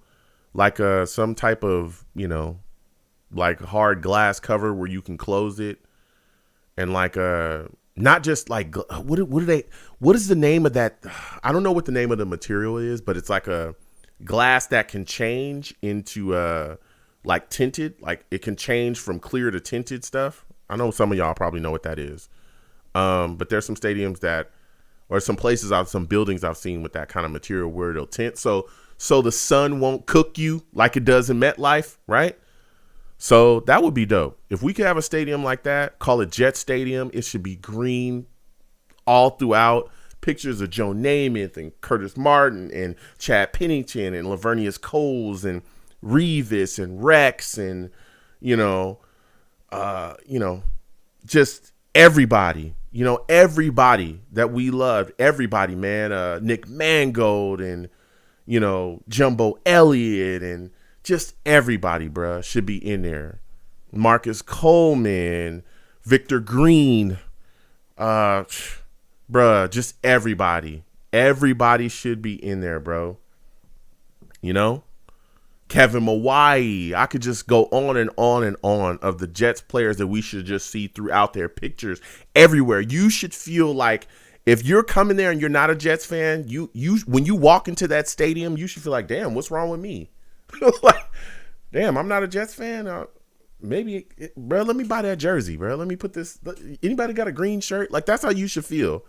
Right now, you walk into MetLife Stadium, you're not a Jets fan. You like, this is great.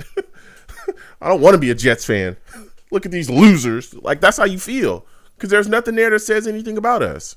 It's just a toaster oven. They don't make you feel any kind of way. You don't feel like you are part of the team. It's just like, dude, come here, give me your money, sit down, get cooked, watch them get cooked, and then get your ass out of here. That's how you feel. That's how you feel. Sucks. But, it's good the team's turning around at least, if we can get our corners to actually cover, right? The team's turning around, but the atmosphere in the stadium's got to turn around. Ooh, get some players in there, get your Chad Pennington, get you a Kevin White, a Revis, running around leading the chant, have him going around on a cart or something, leading the chant, J-E-T, that'll fire up. Ooh, Braxton Berrios on the move. Oh, they got him.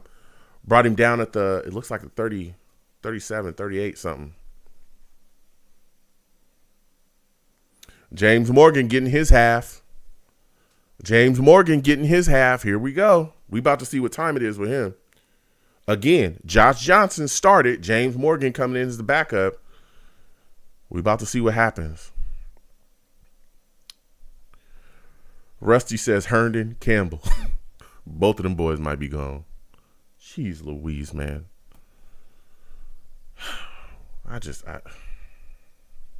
Man. Ooh, that was a high snap. Josh Adams getting his run.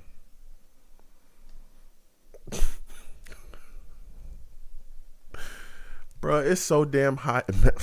Who was that we was playing and we was getting killed? I cannot remember who it was. But I sat there and got cooked while they was getting cooked too. Oh my God. I'm getting cooked. They getting cooked. Everybody getting cooked. In a toaster. In the toaster oven. We all getting cooked. Oh, that was a bad throw. Christopher Cancel says, Joe, the glass you're referring to, I think, is transition. Is that what it's called? Transition glass? That might be what it's called. That glass is, I'm telling you, if we could get something like that, bro, that'd be good. Because the last thing you want is to be somewhere and be getting cooked. That's the last thing you want. Because it takes everything out of you. It takes it out of the players, and it also takes out of the fans, man. You want the fans to be able to go crazy, bruh. Go crazy. You want that 12th man like Seattle got. Oh, my goodness. Oh. James Morgan gets slammed to the ground. Swung around and just laid down. That protection broke down. Who was that gave that up? Woo. Goodness gracious. Morgan didn't get nothing from there. Sheesh Louise. Jay Johnson says, I'm in this piece getting baked twice. Yeah, man, getting cooked. It was so hot. I remember it was so hot.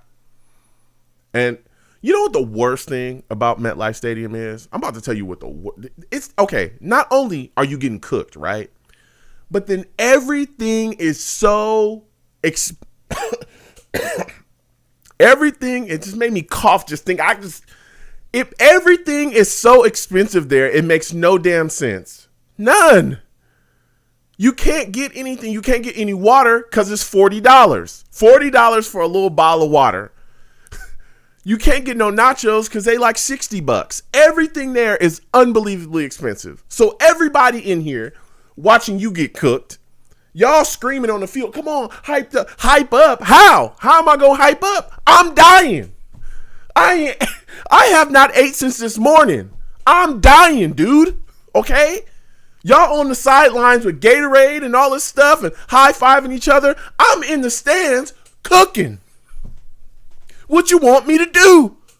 Give me some water. Just give me some ice. Give me some ice. Just throw a bag of ice. Let me grab some ice. Okay. Let me grab some ice. Just suck a little bit of the water off of that, and then I can rejuvenate. I'm dying in the stands. I'm hungry. I'm dehydrated. We losing by 30. And you want some energy from me? Man, my God, man. Help me. I cannot stand that. The concessions at MetLife is so much. They're so expensive, bro. They're way too expensive. Way too expensive. And everybody talks about that. They're far too expensive. You look at the Falcons, Arthur Blank, I think is the Falcons owner. He did the smart thing. He brought down the prices of the concessions for his fans. That's why they buy up everything. It is so expensive at MetLife. It's unbelievable how expensive that stuff is. And it's just the crazy thing. It's the same stuff. They don't have like anything like super unique or good. You get basic stuff for like 10 times the price of what it would be anywhere else. You know? Just regular nachos with a little, they give you literally one spray, like a half a spray of cheese and a spoon of chili, a little spoon of chili on it with a half a spray of nacho. All your chips dry except for like 2 of them. They give you one of them dry ass hot dogs, just a bun, the bun dry as it gets. They just slide the hot dog in there, wrap it up in some foil and just throw it at you. What is this? That'll be $35, sir. Man, get out of here, man. So expensive. Unbelievably expensive. I can't do it. I can't do it. But y'all on the field talk about her. Hey, y'all, come on, get up. I'm trying to get up. I'm dehydrated. I can't stand, sir. I can't stand up because I'm dehydrated. Hello? You're down there with the Gatorade. How about you throw me a bottle? Can you not see I'm here? I'm dying. Help me out. Then maybe I'll stand up. We're down 35 and you're telling me to stand up. I'm dehydrated. And the snacks are unbelievably expensive. The popcorn man come down. He wants you to give him $70 for a little bag of popcorn. I don't want that dry ass popcorn. No butter on it, nothing. It's insane. It's insane. You can't bring nothing into that place. It's not a good experience for fans. You can't do a fan base like that. You can't build like, a relationship with fans when you do stuff like that. And I'm not the only person that's talked about this. I'm just one of the more vocal people. Any fan that goes there will tell you the stuff is way too expensive. Way too expensive. Listen, and I'm from California. Hello? Stuff is expensive here. But I have never been to a place that is, are you seriously trying to charge me $50 for a thing of lemonade like this? I don't even know. It's not even lemonade. They literally just put a lemon over some water and squeeze it. That's lemonade. Hey, it's $50. I'm not buying that. How do you expect me to want to come to this place? Still, yet I do. Once or twice every year, sometimes 3 times. I love the team that much. They've got to change this stuff, man. It's insanity. Eagles are punting. I had to get that off my chest. I'm gonna keep this is look, we'll get back. Oh, Barrios on the return. Okay.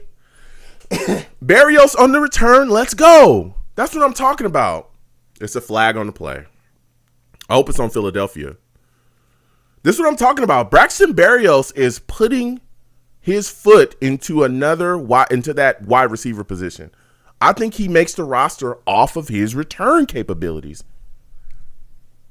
I've had it, dude. I've had it. It's insane. You want me to pay $30 for some nachos? Are you insane? So expensive. Everything's expensive.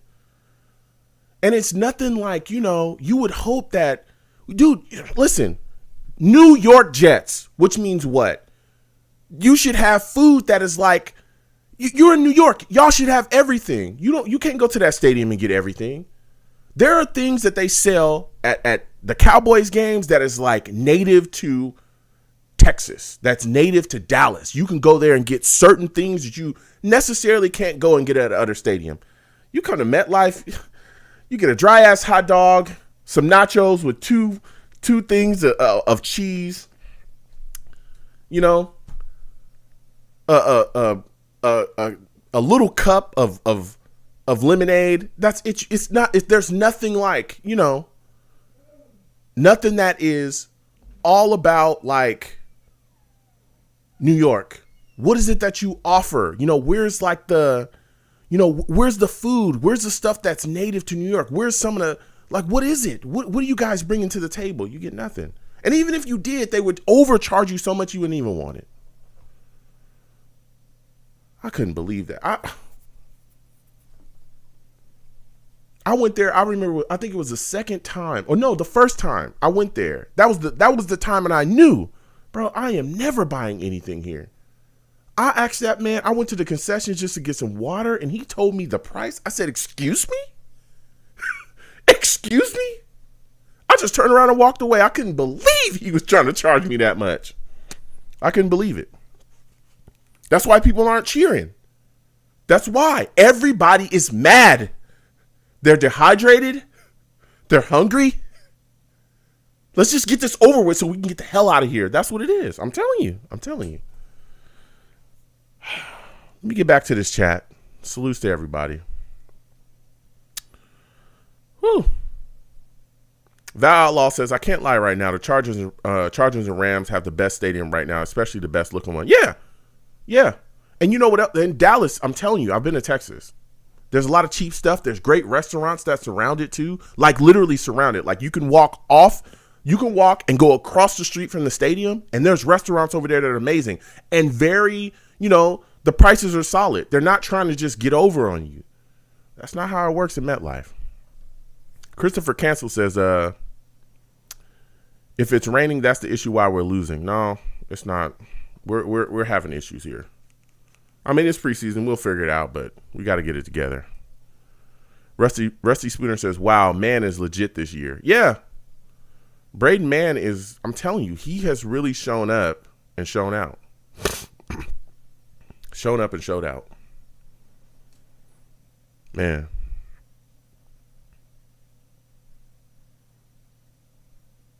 Salutes to everybody watching me. Salutes. Salutes to Jets by Jimmy. Good to see you in here. Man, it's insanity.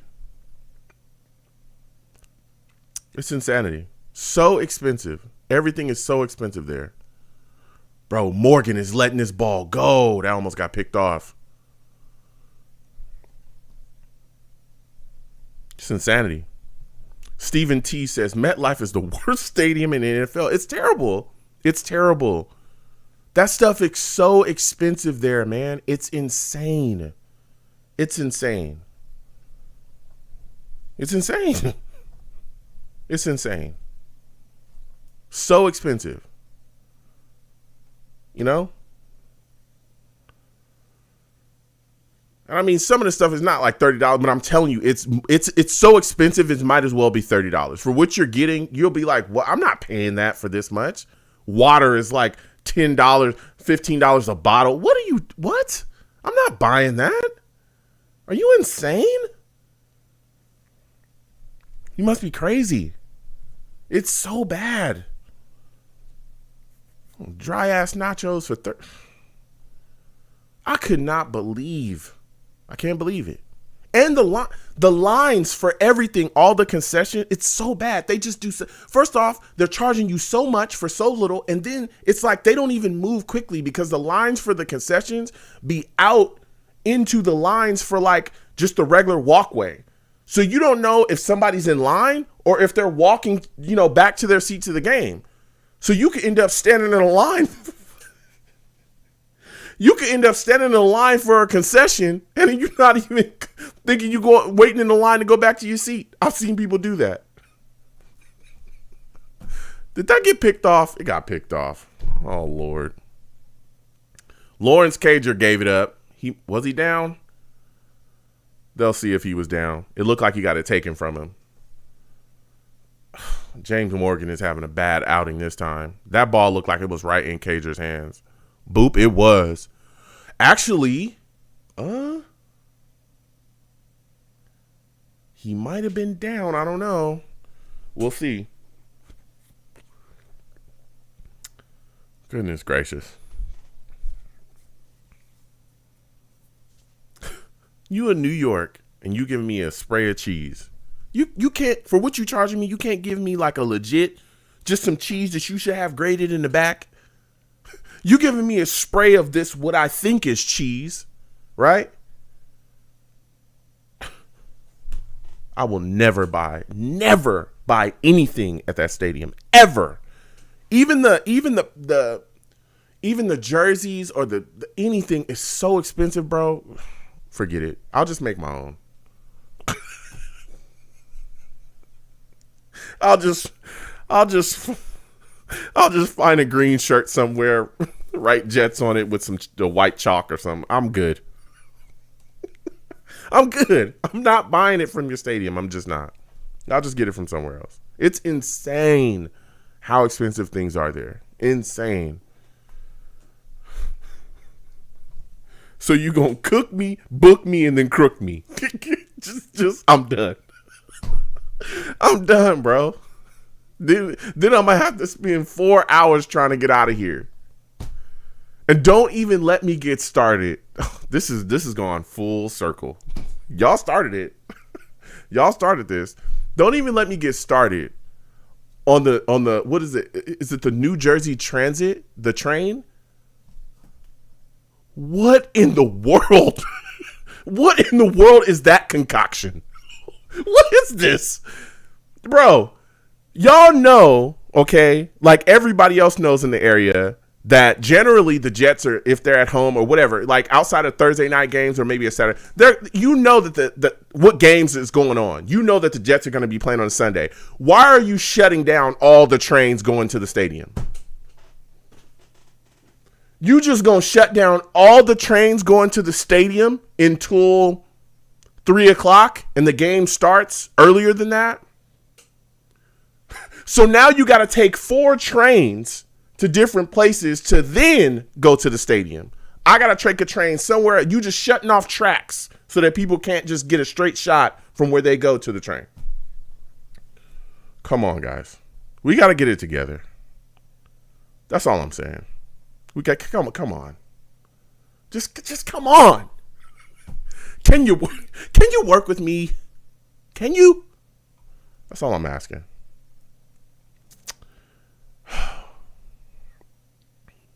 What are they giving? Are they going to give this to?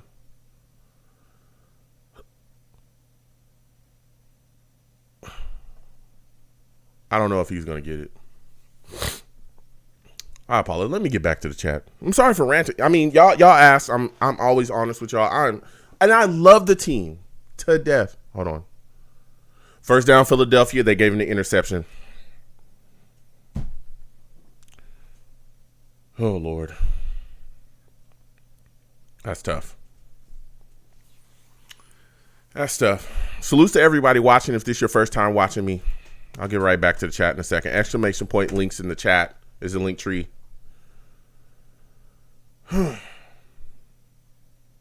Link tree is there. Please click the link tree. My YouTube is there. All of my YouTube pages. Please check out all my YouTube pages. Subscribe. Also, if you're watching this stream, you enjoy the stream, please give the stream a thumbs up. Please subscribe to the stream as well. Turn on your notifications when I post content. You folks will be in the know. Also, follow me across all of my social media platforms. Talk to me. I talk back. I talk about everything. Talk about the stadium. Talk about food. Talk about these corners. Goodness gracious. Ooh, that was a bad throw. Let me get back to this chat. Salute to all the savages in the chat. For those of you that don't know, I call my chat the savages. Why? Because they're savage. We ride together. That's facts. If you'd like to donate to the stream, please do. You can hit the super chat that's up there. If you don't want to hit the super chat, some people say, hey, Joe, we want to give directly to you. My Cash App is at the bottom of the screen. Please hit the Cash App. Maybe I'll be able to afford some in MetLife. Drop back shotgun Mullins. That's another first on 3rd and 4. Jackson. Philadelphia again is up 21-10. 21-10 Philly.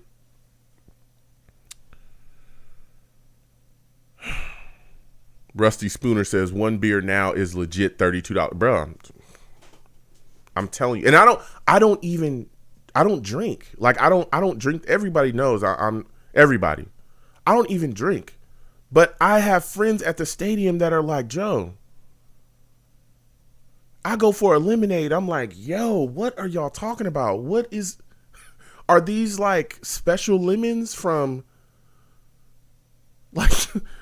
like, is this like, special lemons from some lemon vineyard that is a secret that gives you some type of superpowers or something? Why are you charging me so much for this lemonade? You can keep it. It's not even that good. You literally chopped the lemon in half, squeezed it over some water, and just put a cup on it or put a lid on it and tried to give it to me. Get out of here, man. I'm done. I'm done. I'm done. Bro, they are running the ball. Oh, they are running the ball.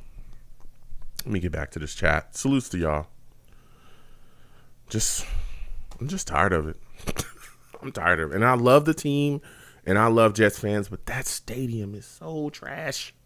It's trash. Jets by Jimmy says, burials are such a low-key weapon. Yeah. Yeah. Salutes Val Outlaw. Salutes to Jay. Salutes to Rusty. Rusty Spooner says, we have sausage and peppers. You know what's crazy? If you know somebody that's like tailgating, like I used to, when I would show up, I would go to different tailgates. I know, various people, but L7 I was usually at a lot. And the guys over there, they tailgate, they do such a great job. The tailgating over at L7 is always pretty good, right? They cook different stuff. Everything's good. But like Jay was saying, a lot of people, Jay Johnson said it in the chat. He was like, bro, I'm just eating before. That's what a lot of people do. They just eat before they get in there. They refuse to buy anything in MetLife. It is insane. It is literally cheaper to bring your own stuff, your own everything, grill, everything, food, than it is to buy food at the stadium. That is insanity. You know what the problem is that when you do that, it hurts your relationship with the fan base. Because think about it, bro. If let's say to grow your fan base, right, you want to make sure that you get youth in the fan base. You want to have young fans there, right? And a lot of the memories that you get from young fans, right, the way to really pull them in is them being able to eat at the stadium, to break bread at the stadium.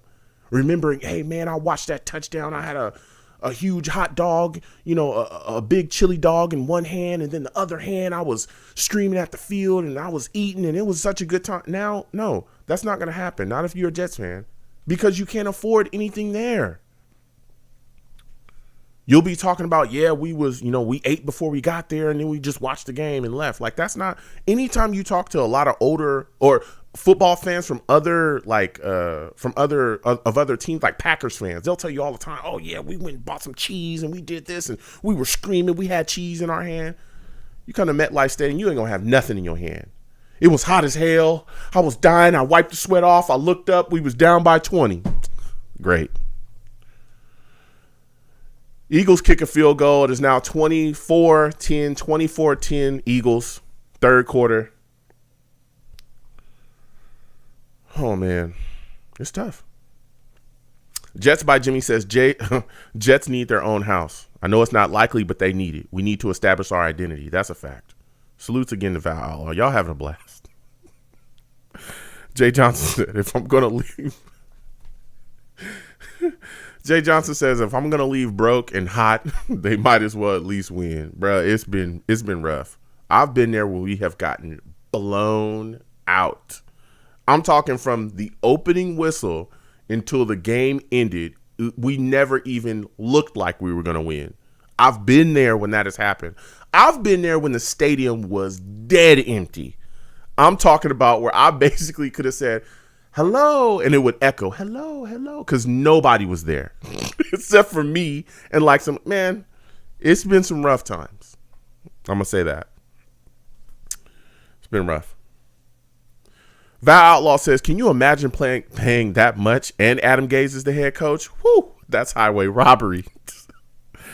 Bro. Just by Jimmy says, the Raiders' new stadium looks like a complete freaking Roomba. Yeah. Rusty says, I like how Vegas looks. Yeah, they doing it big over there. And believe me, they're going to have a lot of fun in Vegas. And there's a lot to do. That's the thing. It's like the Raiders, being a Raiders fan is so attractive because not only can you go watch the team because they're in Vegas, of course, you can go watch the team at the stadium. You know, they're a team that's pushing, they're competing. You know, they may not be like a Super Bowl team this year, but they've got some pieces where eventually in the future, if they keep building correctly, you know, we can see some things out of them. But then when you go watch them, you go into Vegas. So it's like, hey, even if the Raiders lose and they're not competitive, all right, cool. I'm just going to go ahead, go to the Strip, have a good time. Bro, it's not the same way in MetLife. It's just not. It's tough, man. It's tough. The traffic is tough. To get there is tough. You know, can't eat nothing at the stadium. It's like, come on, man. Rusty says Dallas. Oh, man, let me tell you something. Dallas was an experience. When I went to Dallas, it was an experience, dude. It was such an experience. They do it right. That stadium is gigantic. It is literally like 4 or 5 city blocks long. It is unbelievably big for no reason. Everything in there looks nice. Everything. They have so many things that just connect them with that fan base. So many things for you to do. Like I said, even if you don't like football, when you go to Jerry World, that's kind of a nickname for the stadium. When you go to Jerry World, bro, you don't even have to care that the Cowboys are playing. You don't even have to care. You can just walk around the stadium and do stuff. They got all kind of things that you can do. It's insane. Oh, man.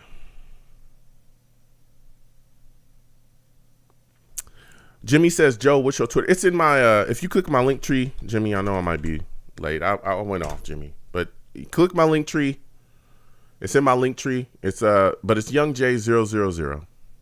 And the link to, or the Twitter for the show's page is the Long Beach Joe. So you can click that, Jimmy, and Jets by Jimmy, and follow me, and we'll go back and forth, man. You know, it's insanity. It's insanity. I'm just tired of it. I'm tired of that.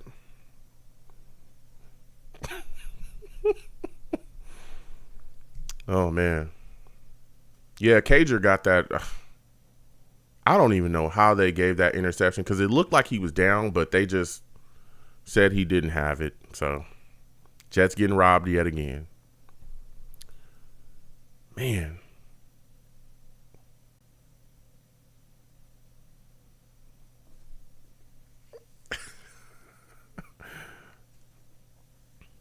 Man. I just didn't had enough, man. I love this team, but there's things that need to change, and that must change. The stadium, the fan interaction within the stadium, the concept, everything has got to change. You just feel like the Johnsons, they just want your money and want you to get out. It just does not feel like it's your stadium. When I talk to Packers fans about Packer Stadium, about them going there, bro, they be like, yeah, when we go there, it's us. I went to Dallas. I was talking to fans, Cowboy, and even they were having a bad year. That was the year that we barely beat them, but they were having a down year. Ezekiel Elliott went down. I think Dak was hurt. Yeah, Dak was hurt. They were down to like their 4th string quarterback, and they were still in there like, it's okay. You know, we had a down year this year. We'll be back next year. But I mean, look at where we at. We good. like they was just like, it don't matter. We here. We're feeling good. We'll be back next year. Our stadium is beautiful. Go back to your toaster oven. The disrespect. Val Outlaw says that lemon is straight from ShopRite. Probably, yeah. I'm telling you, you would think that these lemons this lemonade is so expensive. You would think that these lemons is coming from like the heavens themselves. It is insanity. This lemonade is going to literally cure any ailment that I have. The type of money they have you paying for anything in there is insane. Jay Johnson says them youngins sneaking Hot Pockets in their bubble jacket. Probably. That would be smart. That would be smart, bruh.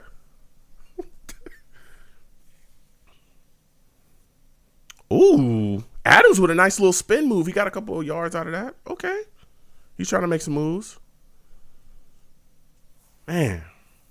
Omar, good to see you in here. Omar says, sadly, the pregame experience in the parking lot is often better than the in-game experience. In-game/stadium experience. Omar talking that talk.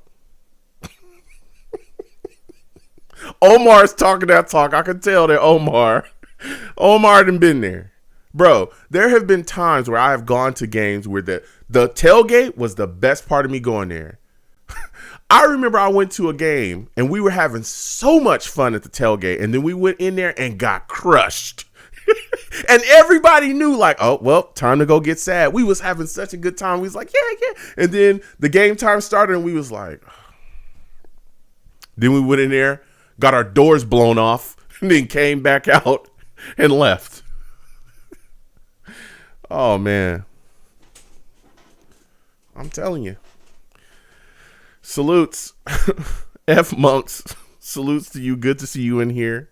He says, LBJ, my man. Yes, indeed. Costco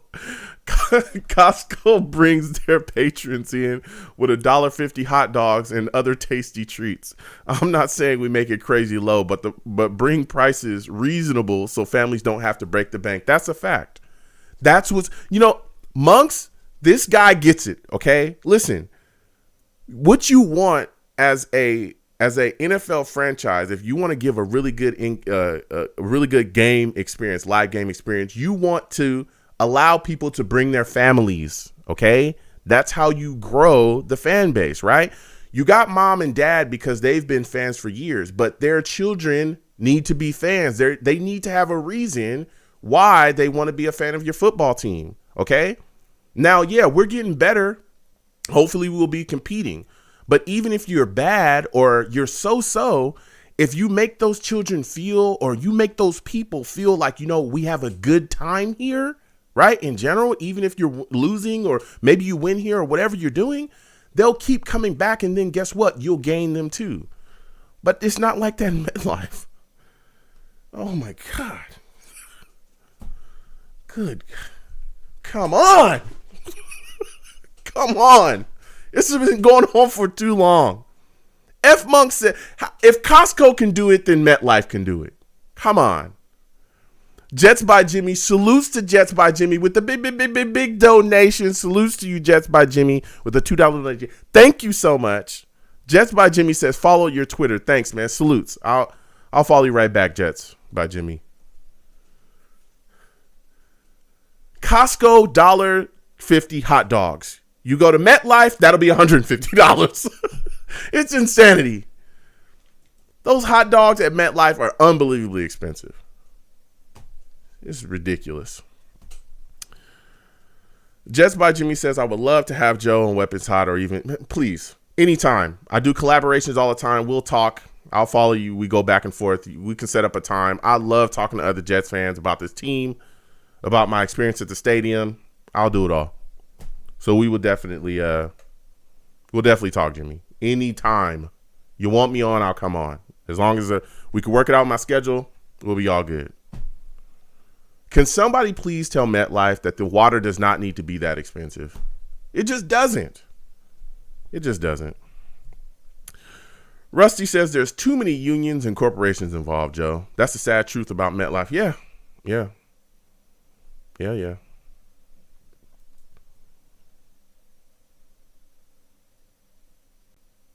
Oh, 2nd and 1. He couldn't get it. Adams had a solid run earlier. A very solid run.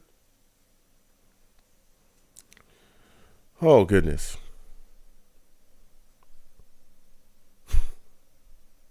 We gotta step it up. What I am excited about, though, is the product on the field. I think will be better than what we've seen in recent times. It will definitely be better. I'm hoping that it's better. I'm excited about Zach Wilson. I'm excited about this Jets offense. This guy, Mike LaFleur. Oh, we running the ball. Let's go. That's a first down right there. Let's go. My boy Ty Johnson making moves. Can we talk about Ty? Let's clap it up. We're going to clap it up for Ty Johnson. My guy Ty Johnson is making moves out here. This is the importance of understanding how to get a guy in that can utilize young talent effectively. This is why I hated the Adam Gase hiring. It was terrible. It was terrible. Completely different offensive scheme. Got this guy looking very solid because he's given opportunities. Cager on the move. Bruh, Ty Johnson hitting hard. That's got to be a touchdown. Let's go. That's a good move. That's the TD. Morgan orchestrated TD. Let's go. 24-16, 24-16 for those of you that are watching me. We talking Jets. We talking MetLife. We talking concessions. Lower your prices. We talking Costco. Jets just scored a TD. Ty Johnson. Philadelphia still up 24-16, 24-16, but the Jets got themselves a TD. Ty Johnson runs it in to end the third quarter. We're going into the fourth. I've had it. I've had it. Amendola hit the extra point. This guy Amendola, he gets it. This might be his job. I'm telling you right now, this might be his job. This guy has definitely found a way. This guy's got it. This guy's got it, man. This guy has got it. I'm telling you. Jeez Louise. And y'all, I'm telling you, we about to run the ball a lot. Run the ball a lot this year, and I love it. I love our running scheme. Monk says, love our running back room. Yeah, I do as well. I love Ty Johnson. Carter, I really like him a lot. I know a lot of people are ready to move on or seemingly seem to be okay with moving on from P. Ryan, but depending on how this foot injury plays out, I would like to see P. Ryan stick with us. I think he's a solid back. I like what he brings to the table. And Tevin Coleman, veteran back, understands the system. When he was given the ball in preseason, we saw him be able to make plays, man. Jets by Jimmy says, Adam Gase's game plan was legit a freaking Denny's menu with a picture of Frank Gore in the A-gap, bro. It was insane, bro. I've never seen someone run an offense so horribly. I don't even think Adam Gase had a game plan. I think his entire playbook, if he even had a playbook, was literally just screens and give it to Frank Gore somehow. I have never seen... Dude, there was a game, I forgot what game it was, where Frank Gore was gassed and you could clearly see it. And he would not give the ball to P. Ryan or Ty Johnson. It was insanity. It was insanity.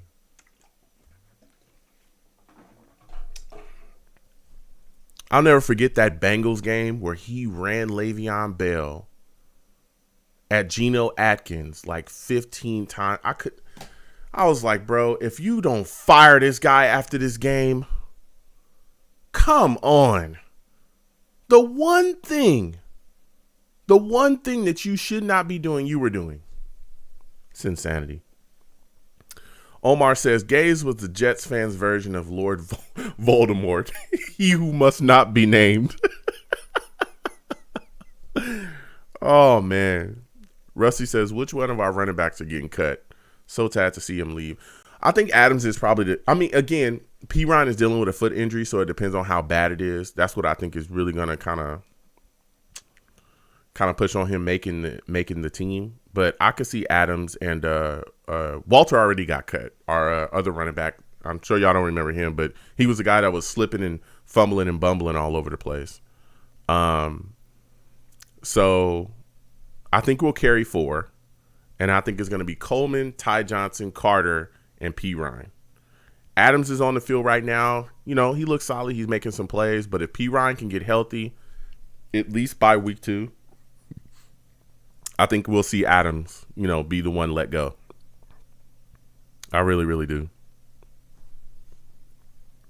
Jets by Jimmy says, I see Coleman as more of a motion out slot receiver.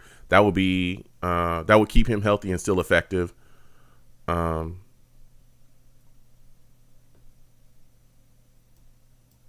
Yeah, I can see. I mean, he's going to be utilized in definitely a different role. He's definitely going to be split out at times, but we've seen him get the ball and be able to run with the football quite a bit or a little bit while he had that game in preseason, and he looks solid. But he definitely is going to be moved out, motioned around, because we've seen him kind of do that his whole career.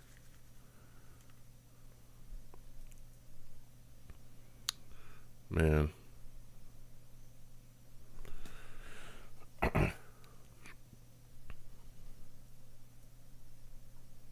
Yeah.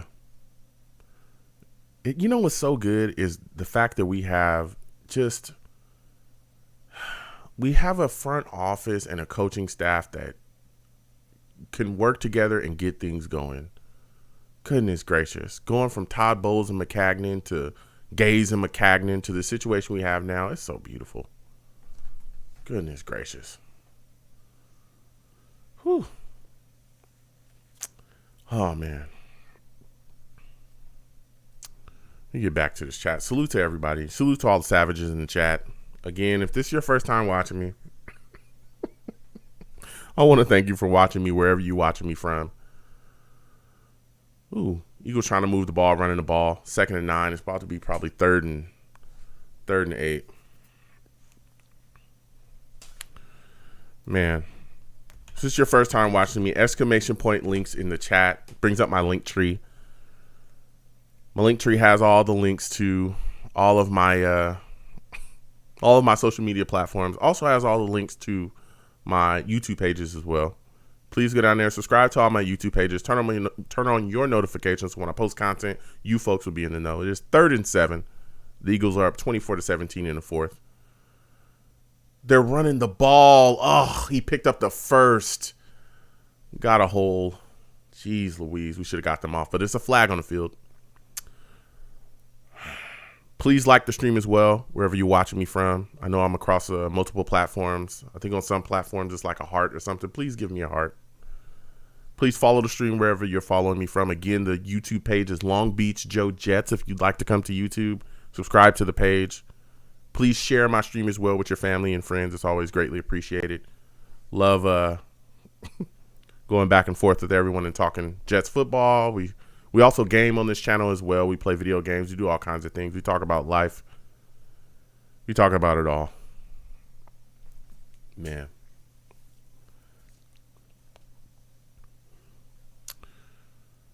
Oh, man. 3rd and 14. That flag was on them. They try to get a screen going. He is not going to. Oh, thank you, goodness. We got to stop. Whew. That was close. Phillips was able to make a tackle. 4th down, Eagles. Again, Eagles up 24-17, 24-17, 12 minutes left in the 4th. Well, 12-18 left in the 4th. Eagles are going to go for it on 4th and 1. They hand the rock off, and he busts through the middle for the first down. Can't get them off the field. Holyfield with the first down for the Eagles. Salutes to all the savages in the chat as well. Monks in the chat says, I'll get you out of here faster than Coach Gaze I'll get you out of here faster than Gaze coaching a high school team. Monk says I use this on my kid all the time. I use this on my kid all the time. Thanks, LB. Just salutes. I'm telling you, you want to scare a football team for Halloween? Dress up as Adam Gaze. Terrifying. Adam Gaze, my career's over. That's what I'm dressed up as Adam Gaze. You even get the smelling salt. You remember that thing he did with the beard? That guy was crazy, man. Oh, that was a throw. Our corner. Oh, that's a fumble. Come on, let's make a play. Let's make a play. Oh, my God. We couldn't make a play. We couldn't make a play. That was a...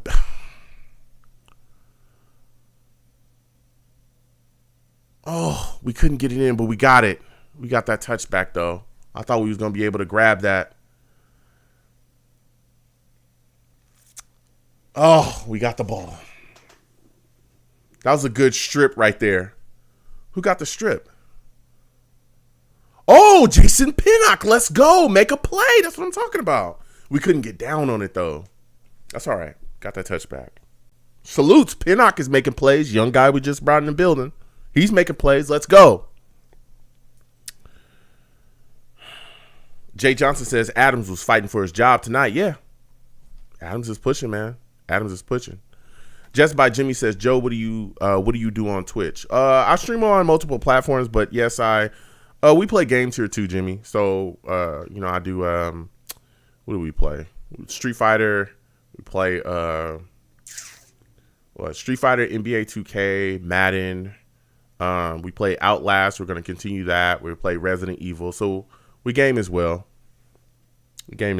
So we do all that stuff. Of course, it's streamed across multiple platforms. So even if you're on YouTube, you'll be able to see me as well.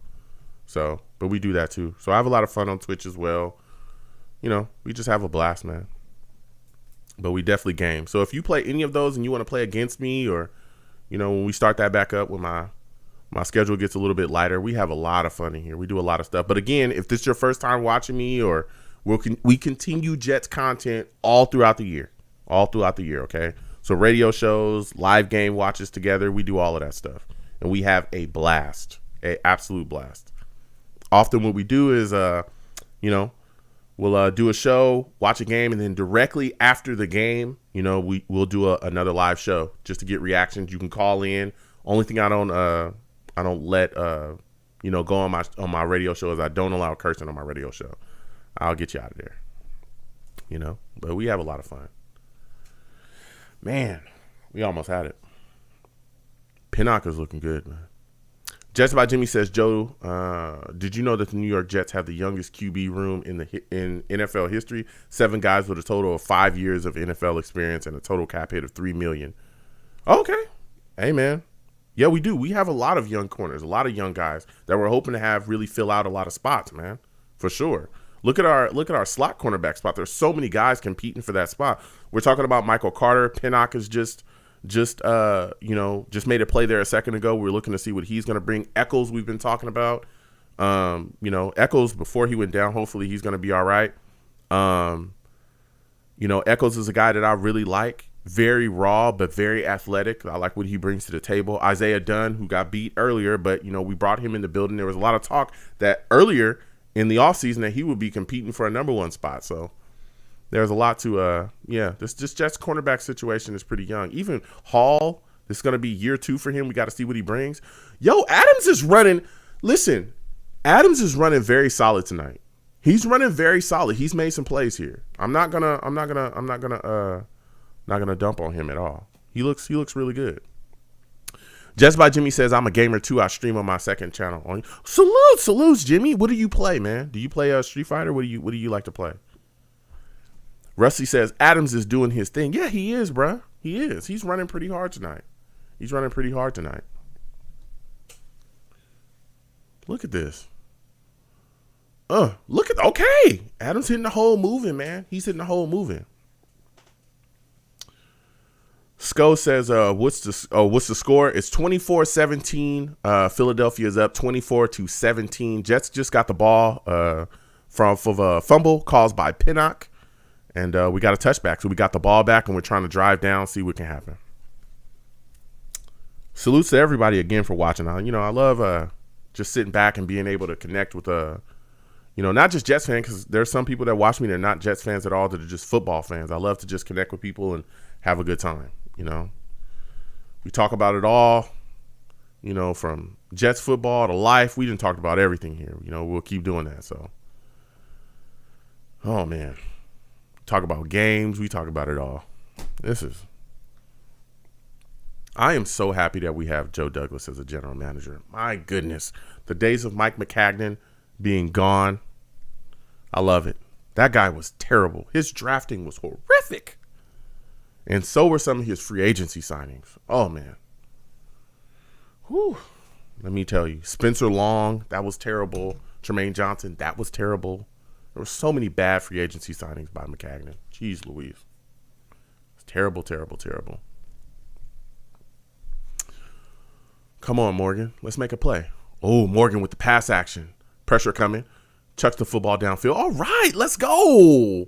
Let's go. Ty Johnson with another catch coming out the backfield. Can we give that guy on the Eagle sideline a flag, please? That looked like taunting to me. He's not even in a jersey or pads. What are you doing, sir? Give that guy a flag. Please, thank you. Jets by Jimmy says, I play mostly shooters. I murk people on Battlefield 5 and COD, Apex Legends, but I suck at that game. I also play RPGs like Mass Effect Trilogy. Okay. I was thinking about getting into COD. I was thinking about that, but I heard that, I've heard a lot of things about crazy things about that, the COD boys. You know what I'm saying? I got some homeboys that play COD too. They're a little wild. They're a little wild, you know what I'm saying? They're a little wild, but we might get into that. We might get into that too. So, yeah, I play quite a bit of stuff, but I really love fighting games. Absolutely, especially Street Fighter. Love fighting games. We talked about that too. There's a lot of people that kind of struggle with fighting games. And I understand it, but I love it, man. Fighting games are so good because it's all about you understanding your opponent and getting into their head and figuring out what they like to do, dissecting how they handle business, and just absolutely trying to exploit whatever holes you see in their game. That's what it's about. I love that. Love it. I know I got some homies that try to get me into Tekken. I might get into that later as well. We might play a little bit of that, but Tekken is super complicated. It is, especially if you first getting into it. Just by Jimmy says, you on PS4, Xbox, or PC? I'm on PS4. Yeah. I think my gamer tag is in there. It should be in there. If it's not in there, I think let me know what your tag is, and I'll because I think mine is Young J00. But let me just put your tag in the thing, and I'll if you want to friend me or something, just put your tag in there, and I'll friend you later on. Just by Jimmy says, Tremaine Johnson was the worst Jets signing in team history. Whew, he was terrible. It's completely terrible. F Monk says, I'm in Florida. Did Elijah Moore and ATV play? How did they look? No, neither one of them played. They're not going to play until week 1. Sulla, didn't chance it. Zach Wilson didn't play tonight either because of the, that rain delay, the field. But Sulla, I think, ruled out AVT and Elijah Moore earlier, like basically the middle of the week. He said, no, I'm not. Neither one of those guys are going to play. So I'm okay with that. Because all the injuries that we have suffered, guys that have got nicked up, I am good. Put them in bubble wrap and let's wait till week 1. All right, I'm good. Salutes to you, Julio Kelly. Julio Kelly says, are you going to the game versus the Panthers and Jets? No, I'm not. I'm not going to that game. I'm trying to figure out what Jets game I'm going to go to. There's a lot of things going on in the world right now. You know what I'm saying? So we'll see. But if I'm going to a game, I'll definitely let y'all know, I meet up with people, say what's up. I'm not a guy that's shy, I say what's up to my Jets fans. I have a good time with everybody. So, yeah, if I go to a game, y'all will know. It'll be on my social media. I'll let y'all know, where I'm going to be at. Or, hell, I'll come to you sometimes, depending on where you at in the stadium, as long as it's not like something crazy. I'll definitely come over and check out your tailgate. Say what's up. I definitely go and try to meet everybody and have a good time with people. You know what I'm saying? Yeah. Just by Jimmy says, bro, I'm hot garbage at fighting games. I'm a button masher. So, hey man, it's all right. That's how you get it. I get it. Like I understand. A lot of people say that fighting games are really hard. I don't know why it is. It's not, to me, like maybe it's because I've played them for so long. It's not that hard for me. Like COD or trying to get into like first person shooters was kind of tough for me. I play a little bit, but I don't play enough to be like good. But yeah, a lot of people say that fighting games are really hard for them. I get it. I just think it's for people, they have to find the right fighting game and they have to find the right character too. That's a big thing too. James Morgan on the drop back. Did he catch? Yes, he did, bruh. Cager just came up with a catch that was really nice. Wow. Bruh, Cager trying to put on right now. Wow. Rusty Spooner says, cut Morgan, keep Josh, and he'll help Zach too with NFL knowledge. Yeah. But hold on, Rusty. Here's the thing though. You're saying cut Morgan, keep Josh, and he'll help Zach. So what you're saying is you're thinking Zach Wilson, Josh Johnson, and White. Are we keeping 3 quarterbacks? Is that what you're saying right now? Just let me know. Omar says McCagnon's worst move was hiring Gaze. Whoo.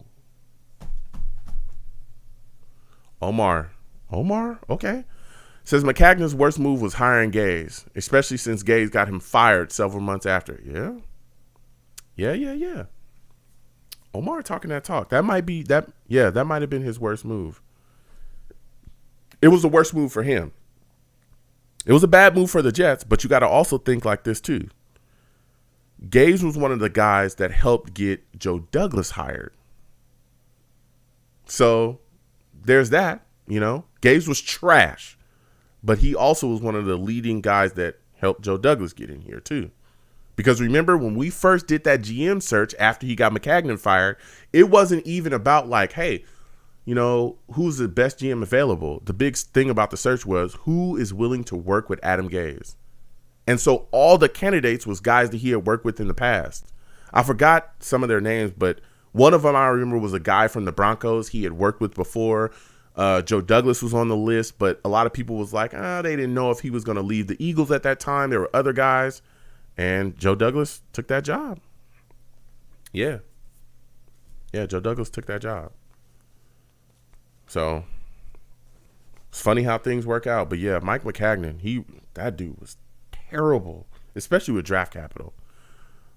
Just by Jimmy, let me write down your gamer tag. Reap Z _AES. Yeah, Just by Jimmy says PS4. Woo, yeah, we own it. PS4 boys. That's what I'm talking about. Yeah.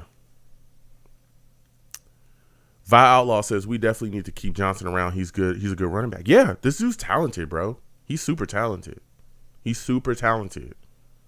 Man. Just by Jimmy says, come to Indy. We'll be at Indy. Yeah, we'll see. We'll see what I do, man. My schedule is crazy. There's a lot of crazy things going on in the world. We all know, what's going on. So we'll see. We'll see what I do. But y'all know if I do. But again, we're going to keep the streams going. We're definitely going to stream games when I can. We're definitely, going to continue the radio show all throughout. We're going to have a lot of fun. I got more content coming. We're also going to game as well. We're going to have a blast this year. Completed pass. Cager got that catch.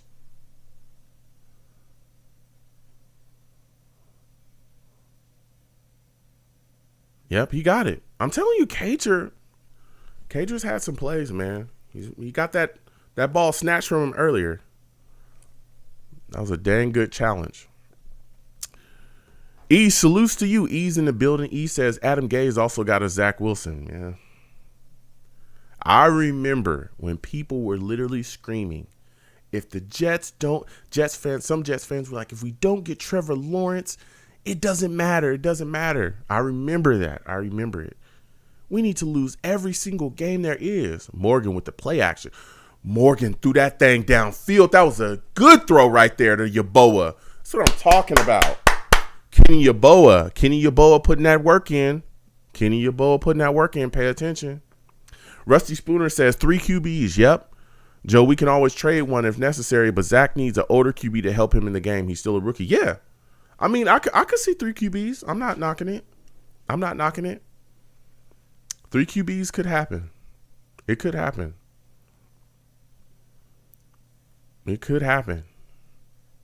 Adams running hard. Josh Johnson, to me, looked good, and he still looks spry. Like, Josh Johnson can still move. Bro, he been in the league for so long. Like, and he can still move. Like, he can still run. We saw him. He looks fluid, man. He looks agile. Still got a solid arm. Still look good out there. But I'm telling you, Mike White, it's something. I mean, I know his ribs are jacked up right now. He took a ton of shots. But Mike White has been so efficient this preseason. I've been very impressed by him. Unbelievably impressed by him, bro. Unbelievable. Omar says, Omar says, so did Sam. Man, Sam, we sacrificed Sam Darnold. We really did, man. I was not happy with the way that we treated my guy Darnold. But I think he's landed in a good spot. And I wish him nothing but the best, man. I can't wait to see what he does going forward. Because I think he has talent. But what Mike McCagnon did to him here, the coaching staff, that was bad. Monk said, I'll get you out of here faster than Adam Gase in a press conference. Well, bro, listen. When I tell you Adam, I know y'all remember the introductory press conference for Gase and how crazy that was. How crazy people were talking about the Jets and Adam Gase looking like he was not in his right state of mind. Like, whoa, man. That was crazy. What was it? The gif of him with the taco flying around and he was like this with the taco. Oh, man. It was too much. It was too much, man. That was too much, man. I was so mad I couldn't even enjoy any of that stuff because I did not want that guy. I was so mad when we hired him. I just lost it. Jay Johnson says they're going to be ready, though. Like you said, are they going to mesh together? Yeah, that's the big question. This offensive line has got to be lock and step, and I think people are going to be, maybe if they struggle a little bit, I think people will be surprised, but it's going to take a little bit of time for them to really mesh together. ATV is going to be out there. That's going to be his first game of the year, period. No preseason for him. Then you got Becton coming back off that concussion. He should be okay, but that's the first time they're all going to play together as a unit. So we'll see. But we got the talent. Yo, Kenny Yeboah, let's go. James Morgan saying, yeah. I like that. It's a nice catch. Rusty Spooner says, Joe, look at the crowd. No one's eating or drinking anything. They're living off of pure vibes. No water, no food, just vibes. That's it. Positive thinking and vibes. There's no nothing. Nobody has anything. Look, I wish I could zoom in. There's a guy sitting like just like this. He's like, man, I'm so damn thirsty right now. That's what he was looking like, man. Come on, Morgan. They're trying to get the lead right. Oh, Morgan, that's a bad throw. Picked off. That was a bad throw. All right, if you're just watching me and you're not watching the actual game, Philadelphia 24, Jets 23. Philadelphia 24, Jets 23. Jets just scored 23 because Kenny Yeboah caught a touchdown. Jets went for 2 to try to get the lead. James Morgan threw an interception trying to hit number 16 in the end zone. Tough. But we're down by a point. We'll see what happens. Morgan is definitely moving. Just by Jimmy says Cager is a red zone threat in this system. Yeah, he could be. Jay Johnson says, and signing Bell with no Pittsburgh. Bro, oh my god. That's the thing that got him fired. Yeah. Le'Veon Bell, he's definitely a talent, but man. Whoo. But the thing, what the thing is? I think the pressure on Mike Maccagnan knew he was going to be on his way out. If he did not sign Le'Veon Bell, this fan base would have never quieted about him. And he for sure would have gotten fired at the end of the season. The signing of Le'Veon Bell was him trying to save his job. That's what it was all about. And I said that when that happened. As much as I loved Le'Veon, as much as I thought he was a solid player, bro, we had our offensive line was terrible. And he didn't do enough to handle it. And we saw that when we had Le'Veon Bell, he couldn't do anything because there was nobody to open holes for him. He couldn't go nowhere.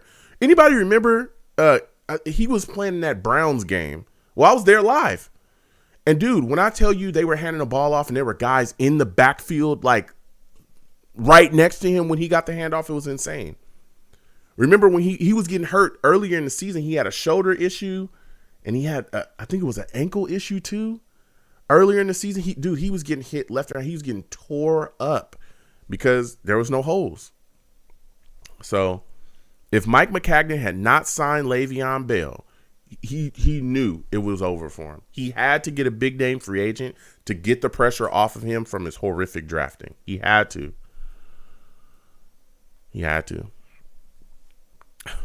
Rusty going off, bruh. He said I was one of those fans. I take it back 100%. Man, everybody at MetLife hungry as hell and thirsty. Whew. Hungry and thirsty. Just by Jimmy says, "Oh man, you wouldn't like my hot take on Darnold. Please give us your take." I know there's a lot of people that think that Sam Darnold is trash. I'm not. I've heard it. I've heard it over and over again. He was trash. He was never going to be a good quarterback. All these things. Listen, I'm a SC guy. I'm not a homer, but I'm a huge USC fan. I watched Sam Darnold. He had the tools. Sam Darnold, there was things he needed to work on, right? If you look at the things that you need to build, to have like fundamental foundation things you have to have set for a quarterback to succeed in your franchise, we did not have those things. Okay, let's step away from like a roster standpoint, because we knew our offensive line was trash. We didn't have enough targets at wide receiver. Our running game was, that was a blitz. He destroyed that QB, almost intercepted. But that was a good, who got in there on the blitz? That was a good hit. We failed Sam Darnold coaching wise, right? What was the big thing about Sam Darnold? Dawkins almost had it. What was the big thing knock about Sam Darnold? His mechanics, right? And I was at SC. Our offensive line was terrible. The reason why Sam was running like that, because he was running for his life. When we drafted Chuma Edoga, I told everybody he's trash and he's a project and it's going to take some time. He shouldn't be a guy that we should be looking to start week 1 because he's not going to be good. Philly is about to punt, 4th and 8, 5 minutes and 32 seconds left. Philly is up 24-23. They are now punting. Braxton Berrios is back there. Philly punts towards the sidelines. It looks like it's going to be downed. So the big thing about Sam Darnold was his mechanics were an issue. We knew that, right? But the thing that was magical about him was, even though his mechanics were an issue, his ability to throw on the run was unbelievable. He had a solid arm, right? He could do things that a lot of quarterbacks struggle to do, at his level and possibly at the next level. But you needed someone to help him along, and you needed someone to, kind of mold his mechanics a little bit, and he had everything else. Cool, calm, collected. Wasn't a guy that got shook when mistakes were made. None of those things. Bro, you brought him to this level, and we never gave him anybody to really work with him the way that we should have. Came in with Bowles. Bowles' offensive coordinator at the time was okay, but we saw flashes, right? When they put a system. Morgan is launching this football downfield. It was broken up. Morgan is letting it go. He letting it go. He ain't playing. Well, we just never had a coaching staff put around Sam Darnold for him to succeed. And then you handed him to Adam Gase, who literally did not give him a QB coach, and it was Adam Gase, who's ruined every quarterback he's ever touched. It was a bad idea. It was just a bad idea off the bat. Yeah. It's a bad idea off the bat. Like, we never set up the things that we needed to do. On top of the fact that, again, if we go to the roster, dude, no protection. He's running for his life again at the NFL level. He's getting hit. Like, it was never going to work here. It just was never going to work. It was never going to work. But I respect it. I respect everybody's takes. I understand some people think that Sam Darnold was trash, all those things, but you listen to any scouting report before, I'm telling you, I watched him. He's not a bad quarterback. I hope that he can work some of those things out. I think he's going to get very good coaching out there in Carolina. Hopefully he can work some of those things out of his system. But if Sam would have got the correct coaching from the jump and had a decent roster, I'm telling you, he would have shown that he has what it takes. He does, or he did. Hopefully he can get some of those things coached out his DNA. Monk says, I'm so impressed with Zach's pressers. Very well spoken for a rookie. Smart insight for a young dude. Love Darnold, but couldn't take the for sures and you knows. Can't wait for week 1, baby. Morgan dropping back. Oh, no. Be careful. Goodness gracious. That ball he just threw to Lawrence Cager could have got picked. Oh, Cager should have caught that, though. Cager should have caught that. That hit him right in the hands. It was on the inside, though. Ugh. Come on, Morgan. Oh, we're punting again. I know it's preseason, but I would really like to see what we can do here. See if we can orchestrate, a comeback in a W. All right. Val Outlaw says, our defense is looking solid. Omar says, McCagnon never addressed the O-line, which was mind-boggling considering he came from a scouting background. He should have known better. That's a fact. That's a fact. And you know what's crazy? Every time he did try to address O-line, he brought in guys that had long injury histories. It was insane. One of the reasons, I think it was his second year or his third year? He brought in this, what is that guy? He was a tackle from the Broncos. His name was Kelly. You guys are gonna make me look him. It was just literally on the tip of my tongue. But it was this guy named Kelly who hadn't played a full season in like 3 seasons before. He tore his ACL twice. Dang, these guys are running the ball on us hard, man.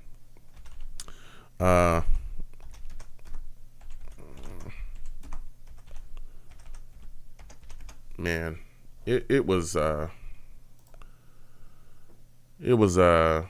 man, I forgot that he was a right tackle though that he had signed, or was the guy? Yeah, he was a left tackle. Excuse me, he was a left tackle that he had signed. He was a free agent, and he had made a move, brought him in, and or did he trade for him? He might have traded for him. Either way, the guy had never played in like 3 years. He hadn't had a full healthy season. And sure enough, as soon as he brought the guy tore his shoulder up and missed a bunch of weeks. And that was his answer to the offensive line issue. It was insane. He brought in Spencer Long, who wasn't very good either. Just he never, like Omar said, he never properly addressed the offense. He never utilized significant draft capital to properly address the offense. The difference between him and Joe Douglas is night and day. The first thing Joe Douglas did was say, listen, I'm going to find a way to solidify this offensive line. Immediately, first-round pick Mekhi Becton. Immediately. We cannot have this, dude. We cannot have this. So, yeah, Mike McCagnon was terrible. He was trash. I'm so glad he's gone. He used to get fleeced. Oh, my goodness. A toss underneath. He made the play. Rusty says, Jimmy, I break Joe's chops. You do, Rusty. He do. Rusty get after me all the time because I'm an SC guy. Come on. Come on, Rusty. Come on. Come on. What's the problem? Come on. Rusty says, I break Joe's chops sometimes when I call in about Sam and USC. All in fun. Yeah, So I respect it. Rusty. Salutes.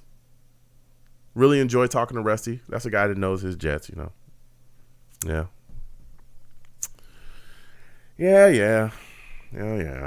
People want to.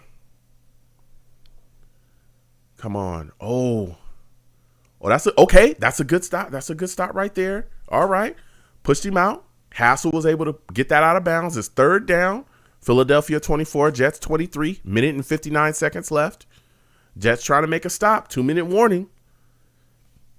We might have something. Just by Jimmy says, Sam Darnold is uncoachable. Oh, hot take. Sam Darnold is uncoachable. He's worked with good coaching in high school and college, yet he still has mechanics issues, and he's had that since high school.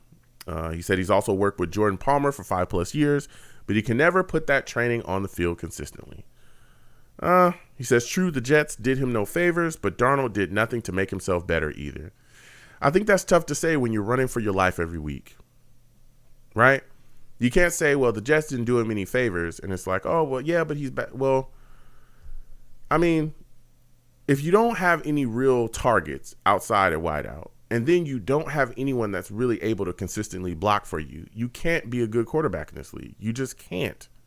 It's not gonna help you. And that's what I think. That's what I think we did. We didn't do enough.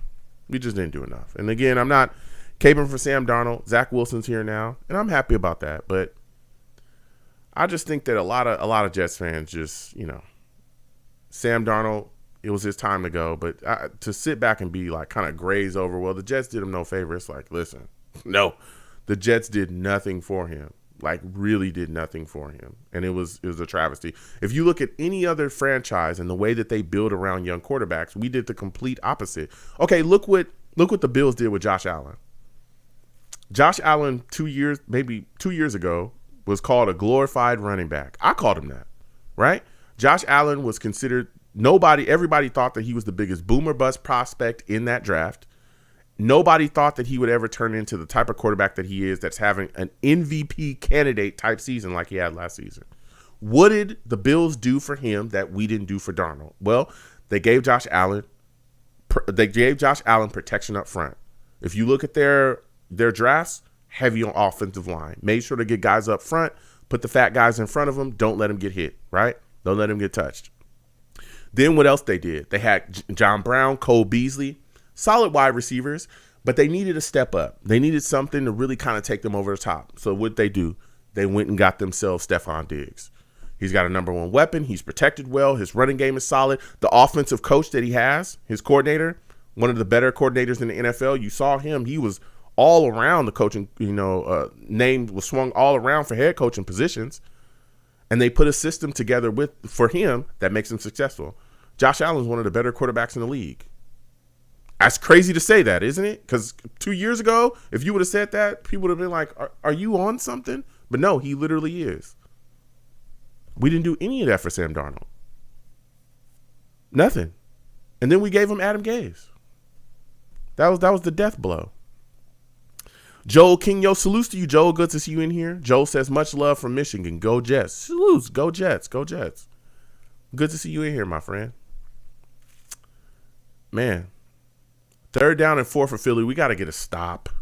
We got to get a stop here. We got to. For the love of goodness. Oh! We might have got a stop.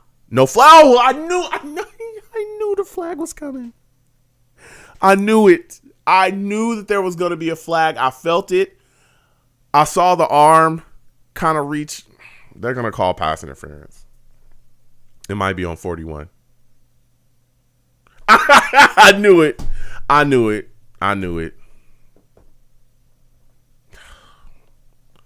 It's all right. It's all right.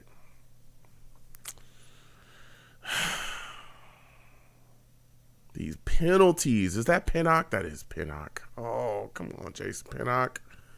I mean, it's preseason. Okay. All right. But come on. We gotta. Come on. Val Outlaw says, never was a Sam Darnold guy, but we didn't do him justice at all. Trust me. He's not the only quarterback we did wrong. That's a fact. Sam Darnold, for me, did not have the deep ball accuracy. Yeah. Tough to run deep when you can't get your 3-step drop in. Tough to hit deep ball accuracy when you say hike and a linebacker's in your ear. It's pretty tough.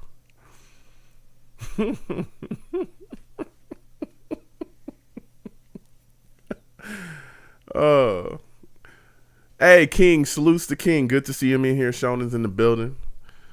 Shonen says the crazy part is most of the people that left Gay's whack system, they got a lot better. Yeah, after they left him. Yep. Ryan Tannehill is like the biggest, kind of indicator of that. People called him trash, called him a bust. He got away from Adam Gase. They traded him for pennies. And now he's with the Titans, and he's he's one of the better quarterbacks in the league too. So, come on. Okay, that's a stop. 2nd and 8, we got to stop. 3rd down.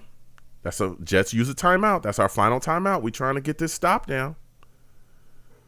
Oh, man.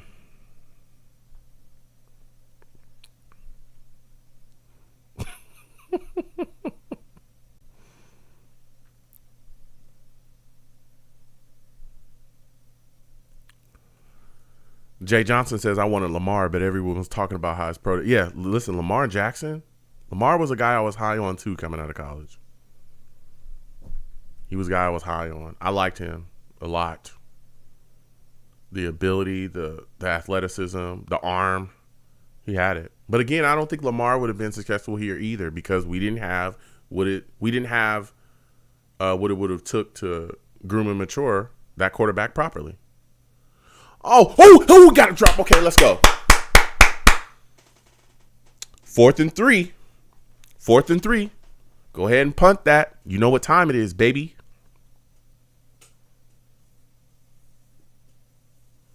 That was inaccurate. That dude was open. I thought he was going to catch that easily, but it was just short. Oh, man, we got an opportunity right here. I'm liking this.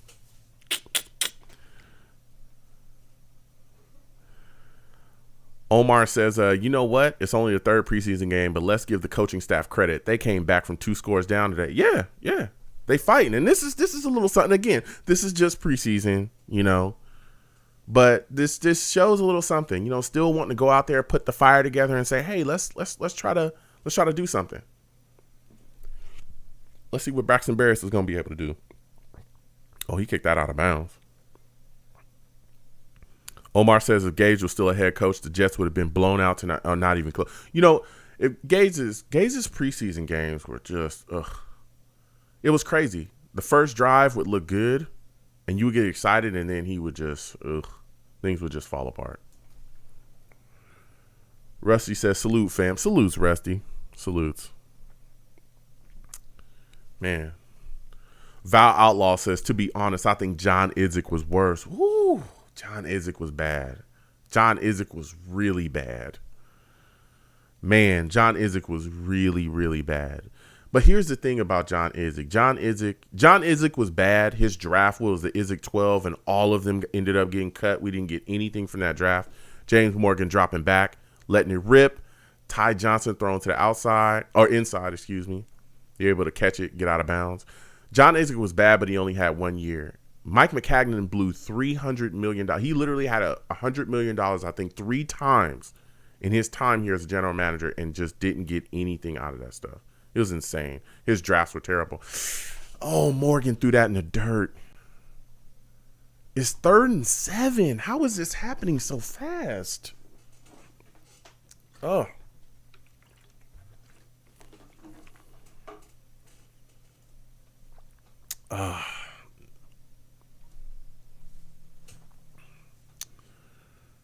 Oh, man.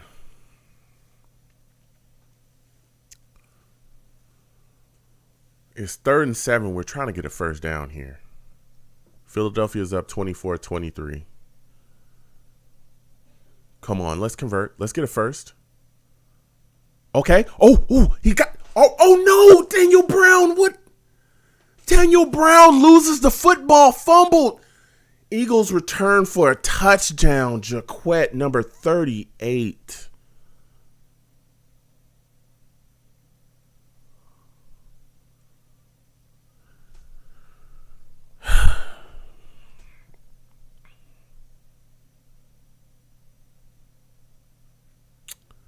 Wow. Was he maybe down? Come on. Please be down. Oh, no, he was down. That's wishful thinking. Oh, my Lord. Goodbye, Daniel Brown.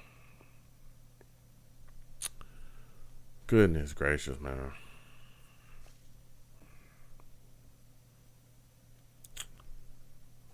Whew. He was right there. He should have just went down. He should have just went down. Oh.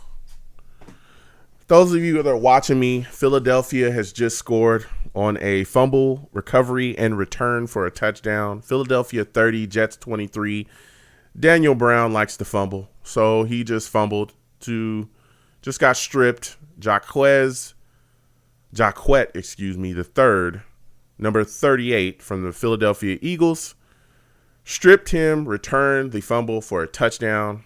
Eagles 30, Jets 23. Jeez Louise, man.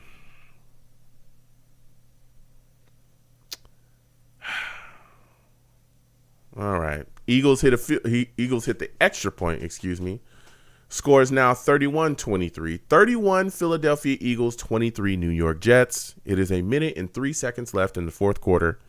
The Philadelphia Eagles scored off of Daniel Brown's stripped by Jacquet the third of the Philadelphia Eagles. Fumble, returned for a touchdown. Philadelphia Eagles 31, New York Jets 23. Bro, we were feeling so good. Wow. Big D Dally, salutes to you, man. Salutes to you, Dally. Good to see you in here. Wow. It was feeling so good, right? Right? Wasn't it? We were hoping,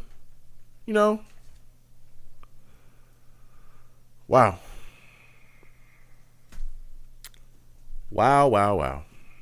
Let me get back to this chat.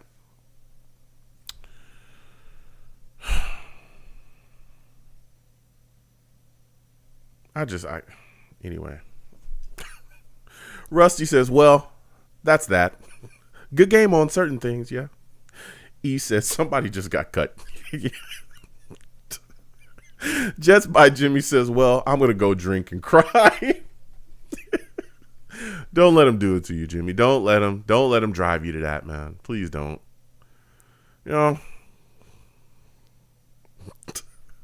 We just wanted to have a little fun for preseason. Jay Johnson says, true. He had a better chance of setting all the deficiencies he did. Oh, man.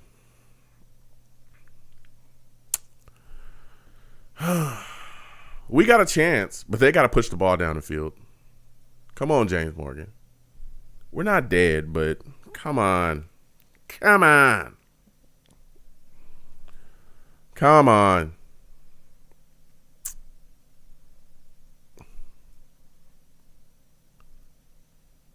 This is insanity. All he had to do was just go down. James gonna push this ball down the field, though. Yes, sir. Yes, sir. That's too much. There was no separation there. Smith couldn't get away from that. Oh, come on. Joel King says it's preseason, sir. No, look, Joel, we're very relaxed here, but we want to see, we were all excited. Hopefully the Jets will be able to come back. Everybody's relaxed here, but we want to see more. We want to see a little bit of a push here. We're not pressing, though. Regardless of whether we win or lose this game, we just want to make sure everybody gets into, the regular season healthy. So that's what it's all about here. Morgan dropping back. Get out of bounds. Yes. Jay Johnson says, I'm good with the loss. I seen fight. Like Russ said, we don't need. Yeah. That preseason sweep back look. Yeah. I mean, if we lose, we lose. It doesn't matter. But, You know, you want to see. You just want to see. Even everybody is into it. You want to see. You want to see the team be able to fight back and see if they're able to get themselves a W. But it's preseason. We'll see what happens. It's preseason.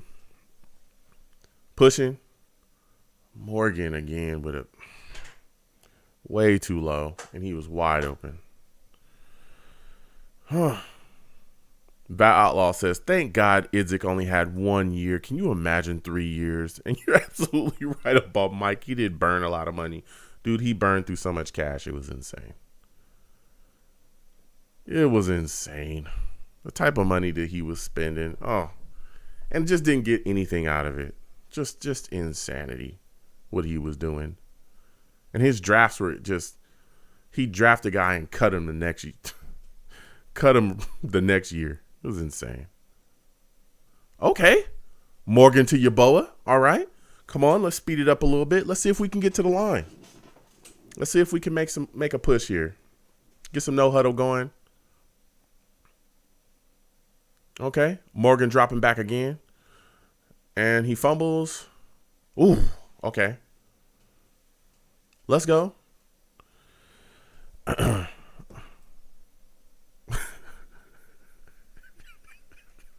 Val Outlaw says, I see why they don't play James Morgan. Val Outlaw, bro, I'll tell you, if y'all don't know Val, listen, when you're down, Val gonna kick you. Okay? When you're down, Val Outlaw is gonna have the Tim boot of all Tim boots on, and he gonna kick you. Val says, I see why they don't play James Morgan. He cannot throw. I'm going to have to say Joe Douglas definitely messed up with this draft pick. Wow. It was all good just a week ago. Val gonna kick you, bro. Get out of bounds. Salutes. Thank you, Adams. Get out of bounds, bro. Oh, my goodness. Omar says, which QB is being cut, Morgan or Johnson?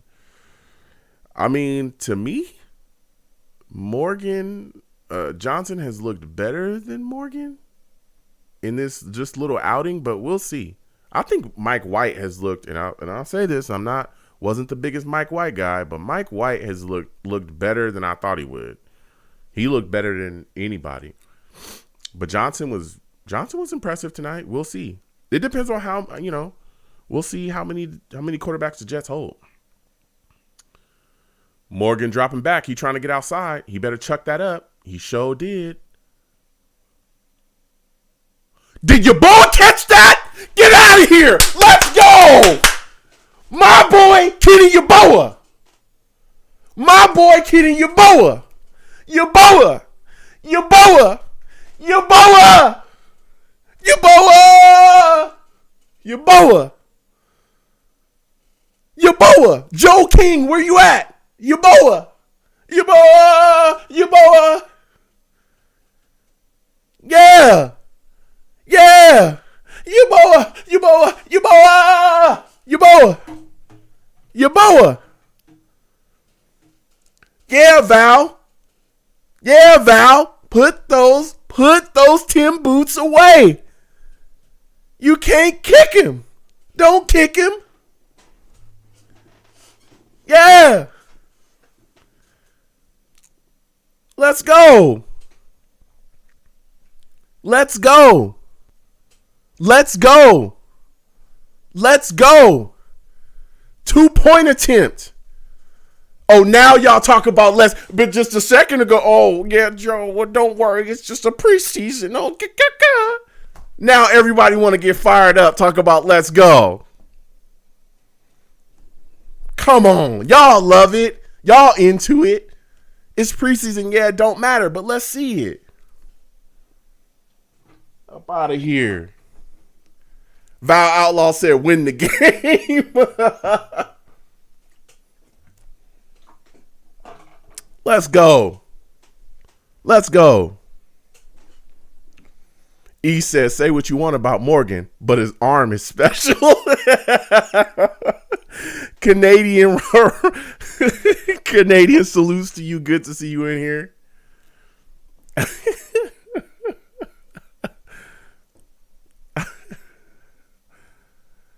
Come on, Morgan. Why did we run? Did he get that in there? I think he did. I think he might have raised the ball over the goal line. You better put your hands up, boy. Let's go. Hey, listen. Hey, listen. Hey, listen. 31-31. Yaboa. Yaboa. Yaboa. Yaboa. Let's go. Let's go.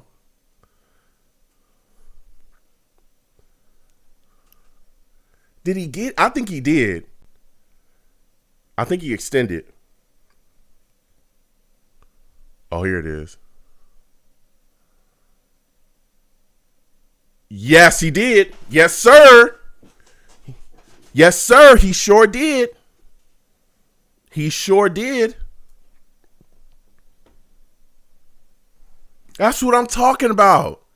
That's just ending the preseason on. You know what I'm saying? That stuff builds character. I like that. Even in preseason, we still just gonna fight. We gonna fight in preseason. I like that. I like that. Canadian says, what's good, Joe? How's your night? My night's been all right, Canadian. It's good to see you in here. How's your night been? We've had a really good time. Been talking Jets. We've been doing it all. Yaboa. Yeah. Yeah. Let's get it. Let's get it. Salutes. Salutes. Yaboa. Yaboa. Yaboa. Yaboa. Yaboa. Yeah. How's everybody feeling? Huh? Yeah. I'm feeling good. See, nice way to end the preseason, right? We were down. Things were looking damp. Things were looking dark for us. What? And what did we do? We fought back, right? That builds character. Now, see, a coach of lesser character would have been like, oh, I'm good. Not Robert Saleh. Not this Jets coaching staff. Mike LaFleur didn't mail it in. He said, no, I'm going to keep churning and burning. You know, nothing crazy, but let's show some fight. This is the last game, right? This is the last game. Play, leave it all out there on the field. You're doing whatever you can to try to make this team, right? All the chips are down. Everybody's against Morgan. Oh, he's trash. I saw y'all in the chat. I saw you. Oh, that's why we don't play Morgan. He's garbage. I heard it. I seen it. I read it. Everybody's down on Morgan. The fumble happens. Everybody's like, oh, even myself, I was like, oh, man, come on. We got a little bit of time. Can we do something? And you know what Morgan said? We good. I'm going to make something happen. Stepped out there, was able to complete a couple footballs. Got away from the rush on the last throw and just chucked it up. Praying to the heavens. And my guy, Yaboa, came right down with it. Yaboa. Yaboa. Made it happen. Yaboa. Kenny Yaboa. Put some respect on his name. Put some respect on it. And you gonna respect it. Yaboa. Yaboa. What a game. This was very, very exciting. Very exciting game. Really like what we did. A lot of fight. A lot of guys that, you know, definitely put a lot of great tape out there. We're going to see who makes the roster. A lot of camp bodies, a lot of camp fights. Especially at that tight end position. That play might have really helped Kenny Yaboa. We'll see what happens. You know, a lot of guys that's on the bubble that didn't necessarily have the best showing. All right. We now 2-0-1. 2 wins and a tie. Fought back. Monk says your boa don't know ya. Your boa. Your boa. Your boa. That's what I'm talking about. That's what I'm talking about. I love it. I love the fight that we showed. Again, this is just preseason. You know what I'm saying? It's whatever, but this type of stuff, just builds a little bit of, a little bit of momentum going into the season. You feel good. You're excited. Guys left it out there on the field. It was an exciting little ending there. Looked good. Looked really, really good. E says that that Morgan to Yeboah connection is about to be lethal on the practice squad. We'll see. Kenny Yeboah might be a guy that, I'm telling you, if we could stash Kenny Yeboah on that practice squad, he might be a guy in the future that we could really do some things with. I really like Kenny Yeboah. I like that we were able to get him in the offseason. I think the Jets had like a 4th round grade on him, and he slipped out the draft. So that was an exciting game. Again, I want to thank everybody for watching. If this is your first time watching me, ! Links in the chat brings up my link tree. That link tree is the link to all of my content, all of my YouTube pages, all of my social media as well. Please follow me across my social media. Please like the stream, give the stream a thumbs up.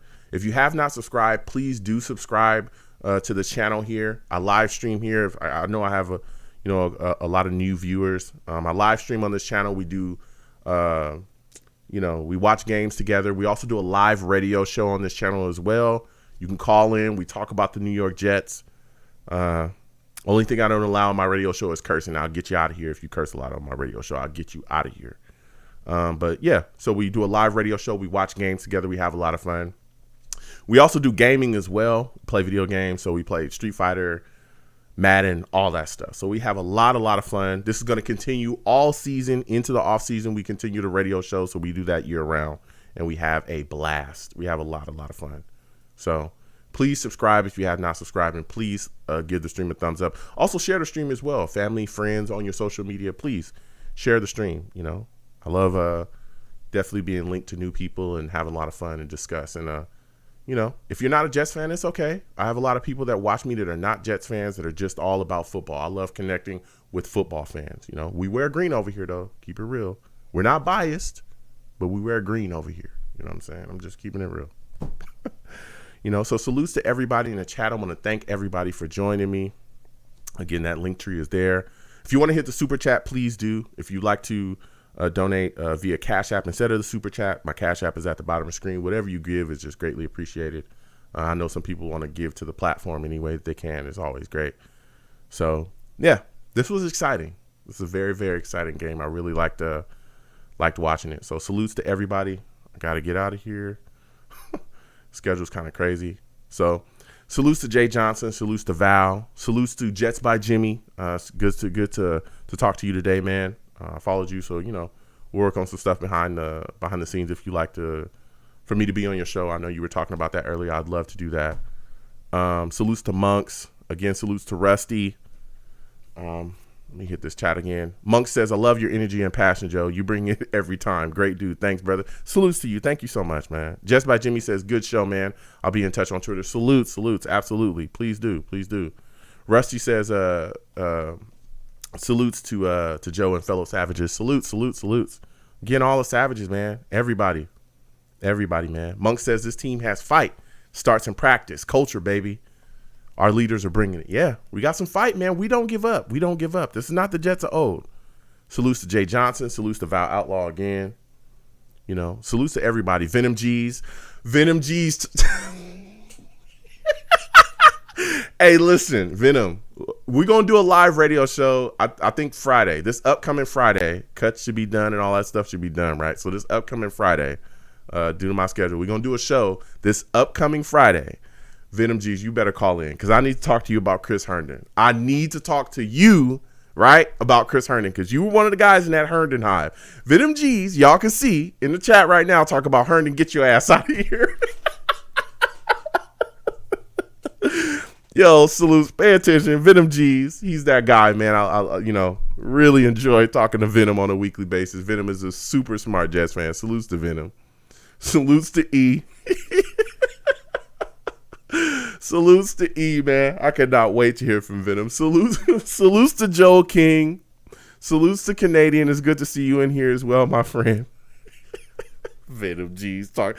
Venom G's turned on Chris Herndon so fast. The game wasn't even good and over before Venom G's. Chris Herndon. I don't know no Chris Herndon. What you talking about? I told you we should cut him, Joe. That's what I told you. Salutes to Omar. Salutes to Mr. Magic. It's always good to see you in here, Mr. Magic. Salutes to you. And again, thank you, Mr. Magic, for giving me the feedback on my iTunes. Again, all y'all, my link tree is there.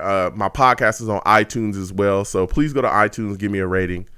Leave me some feedback what you think about my radio show. I always love connecting with everybody. So salutes to everybody, man, that that came into the stream today and chatted with your boy and talked about everything. Salutes to Big D Dally. Salutes to you as well, man. Salutes to everybody. So again, please follow me on whatever platform you're watching me on. The YouTube, if you're not on YouTube and you're watching me from another stream that isn't on YouTube, my YouTube is Long Beach Joe Jets. Again, my link tree is there. And please click that link tree. All of my content is there. Please subscribe to me across my YouTube platform. Subscribe to me on whatever, or follow me on whatever platform you're watching me from. And please give my stream a like, a thumbs up, or a heart. I know on some of the platforms that I'm on. So, we'll probably be back Friday at 7 p.m. Eastern. It's going to be my next show. Yeah. So my next show is going to be, the 3rd. So August 3rd at 7 p.m. Eastern, we're going to do a live radio show. We're going to talk about the New York Jets, all the things that happened. So salutes to everybody. Enjoy yourselves. Hey, everybody, be safe out there. All right, be safe. There's a lot of crazy things going on in the world. I want y'all to be safe. I want y'all to, to watch it. There's a lot of crazy things. Yo, hold on. Salutes to Monks with the big donation. Salutes to Monks. Monks said, I'm out of here fashion and gays in preseason. Salutes to Monks. Salutes to Frankie from Flatbush as well. But salutes to Monks with the donation. I want to thank him. Salutes to Jets by Jimmy as well, that donated earlier as well. I want to thank him as well. I really, really appreciate it when people, give to the platform. I really, really do. And I thank you folks, very, very much. Again, thank you, Monks, and thank you, Jets by Jimmy. So I'm going to get on out of here because my schedule is crazy and I got to go. But salutes to everybody. Listen, be safe out here. A lot of crazy stuff going on in the world. Watch yourselves, enjoy yourselves with your families, and have a good time. You folks have a good one. I will see you folks Friday. I think it's the 3rd of August. Yes. Friday, the 3rd of August, okay, at 7 p.m. Eastern, we'll be doing a live radio show. We'll be talking Jets. We'll be talking all this stuff. So salutes to everybody. Enjoy yourselves. Be safe. Y'all folks have a good one. Peace.